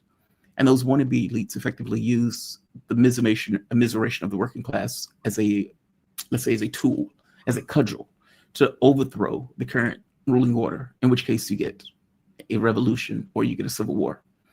And he goes all throughout history and points out society after society after society. I mean, it's like painstaking going throughout history to make this case. You pointed out that you think there's going to be a war. And it does seem like things are accelerating in regards to the United States. I mean, I've never seen a president say, I'm going to put troops into democratic cities for hashtag reasons. Or a president get up there and says, I'm going to send you to San Francisco, and to Chicago, and to et cetera, et cetera. And then you guys, well, why? Just because. These are my democratic opposition. That's why I'm going to send it. If that's the honest answer to it. Things do seem like they're accelerating, but correct me if I'm wrong. Like they seem like they're getting progressively worse and speeding up in the process of it getting worse. No, I think you're right. I think it's a very interesting approach. I know that I have felt, and I know other people that I speak to have felt, looking at the speeches made by Mr. Trump and his associates, and we had a little of that before with Mr. Biden too, that you're listening to somebody who lives in another planet. In other words, you're listening to someone where your first reaction is to say, how could you be so out of touch with the reality you have to deal with? I mean, let me give you an example from yesterday's news. I'm reading a plan for Gaza, which I remember reading several years ago. 20-point plan, yeah. Yeah, it's just rehash. It's been rejected already, so I'm saying to myself, okay, well, but then I get to a point and I read it and my jaw drops. The idea is to have a new government in Gaza run by Tony Blair. Yes. Yes. And I mean, it's just, I don't know where to go. This is a man who was literally run out of his job in England because he was a liar, because he told the British people that he knew there were weapons of mass destruction in Saddam Hussein's Iraq. There weren't. But he knew it, but there weren't. And instead of being skeptical, or instead of keeping his mouth shut, he went and he supported the war in Iraq with great enthusiasm, costing Britain billions of dollars it could not afford, losing British lives, which it should not have. So he is a disaster in his own country. And what? Does that qualify? Oh my God. And then the fact that the Palestinians have been screwed by Europeans on a scale that we all are shaking our heads. And you're going to take another European and put him in charge. You know, I mean, the world is full of interesting people who might do that job. Him? Yeah. That means you're tone deaf. That means that in the middle of a rock concert, you're playing Beethoven, and you're not aware that Beethoven isn't a big figure in the rock world, right? And wow. And so, yeah, I like this idea that you have these elites in charge, and you know, I'm enjoying the media as they talk about Hedgepeth or whatever his name is. Exactly. Yeah. Talking to an audience of, I don't know, 300 generals and admirals who sit there. Even Trump remarked on it in stony silence, because I'm hoping, but I think they also may be noticing that, wow, wherever they came from around the world to be at that meeting, they realize they've been out of touch, because this is crazy what we're listening to, you know? What are we going to stop being busy in Asia and Africa because we got to go invade Chicago? I mean, come on. What is this? But you know, Jamal, it is the case that efforts like this to roll back history, to make capitalism in its dying period a lively young teenager again, that doesn't work. You can't be a teenager again. I can't be, and America can't be what it was. If you think it was great, that's your business. But going backwards, it's not a plan. It's not available. It's like saying I have a plan to jump over the Empire State Building. It's very nice that you have a plan. It's very nice that you're doing a lot of training. But I got news for you. You're not jumping over the Empire State Building. I know enough about the human body and the heights. You ain't going to make it. And I know enough about the history of economic systems that going backwards, not an option. So I got a deal in my brain with a group of people, an elite, as you put it, who seem to be committed to doing that, and now are discovering that they can't do it. Mr. Trump promised to bring jobs here. He's losing jobs. He promised to end the Ukraine war. No end in sight. He promised to end the Gaza horror. There's no real end in sight there either. Meanwhile, he bombed Iran, and he's killing people in boats near Venezuela. What happened to the president who isn't going to have endless wars? He's having endless wars. And now he wants to add a domestic war to the ones he's doing. I mean, this is out of control. Yeah, that's what it feels to me too. Can I get one last question? And this is on Europe and the U.S. If Europe seems to be in the same boat that the U.S. is in, if not worse. In fact, I would say Europe is in a worse boat. Germany has been bleeding jobs, like to the tune of hundreds of thousands. France's government literally just collapsed. Screaming headlines saying that the UK and France would need IMF bailout loans, which is pretty astonishing because that's usually for poor countries that they can effectively steal resources from. Europe seems to be in a worse spot. And if the US can't go back to its former glory, Europe damn sure can't go back. Right. Yeah, and here's how Europe is handling it. It's demonizing Russia. It's as if going back has meant reviving the Cold War. Make it out to your people. The Russians are gearing up to invade. No evidence for it. The Russians can't afford it. The Russians couldn't do it anyway. They're having a hard enough time fighting in Ukraine. And Ukraine, I want to remind people, is the poorest country in Europe. So the Russians are fighting, granted, with Western money and Western weapons, but nonetheless, the Russians are busy. They don't need and they don't want another wider war, especially when they might lose. So this is silly, but you begin to understand it because the whole situation in Russia is so bad, in Western Europe is so bad that the leaders there, they don't know what to do. Mr. Trump is bailing on them. I'm not helping you anymore, he says. I'm hitting you with a tariff. You have to invest your money here. Screw you. You're my ally. You'll be sorry about it. That's what he's telling them. They're very angry, but they dare not confront him because he could make it even worse. So they pile on Russia. So we have to listen to endless Europeans making up nonsense about Russia. It's pathetic. It's a pathetic effort to scapegoat. We have immigrants. They have Russians. They have a little bit with the immigrants. Good. We have a little bit with the Russians.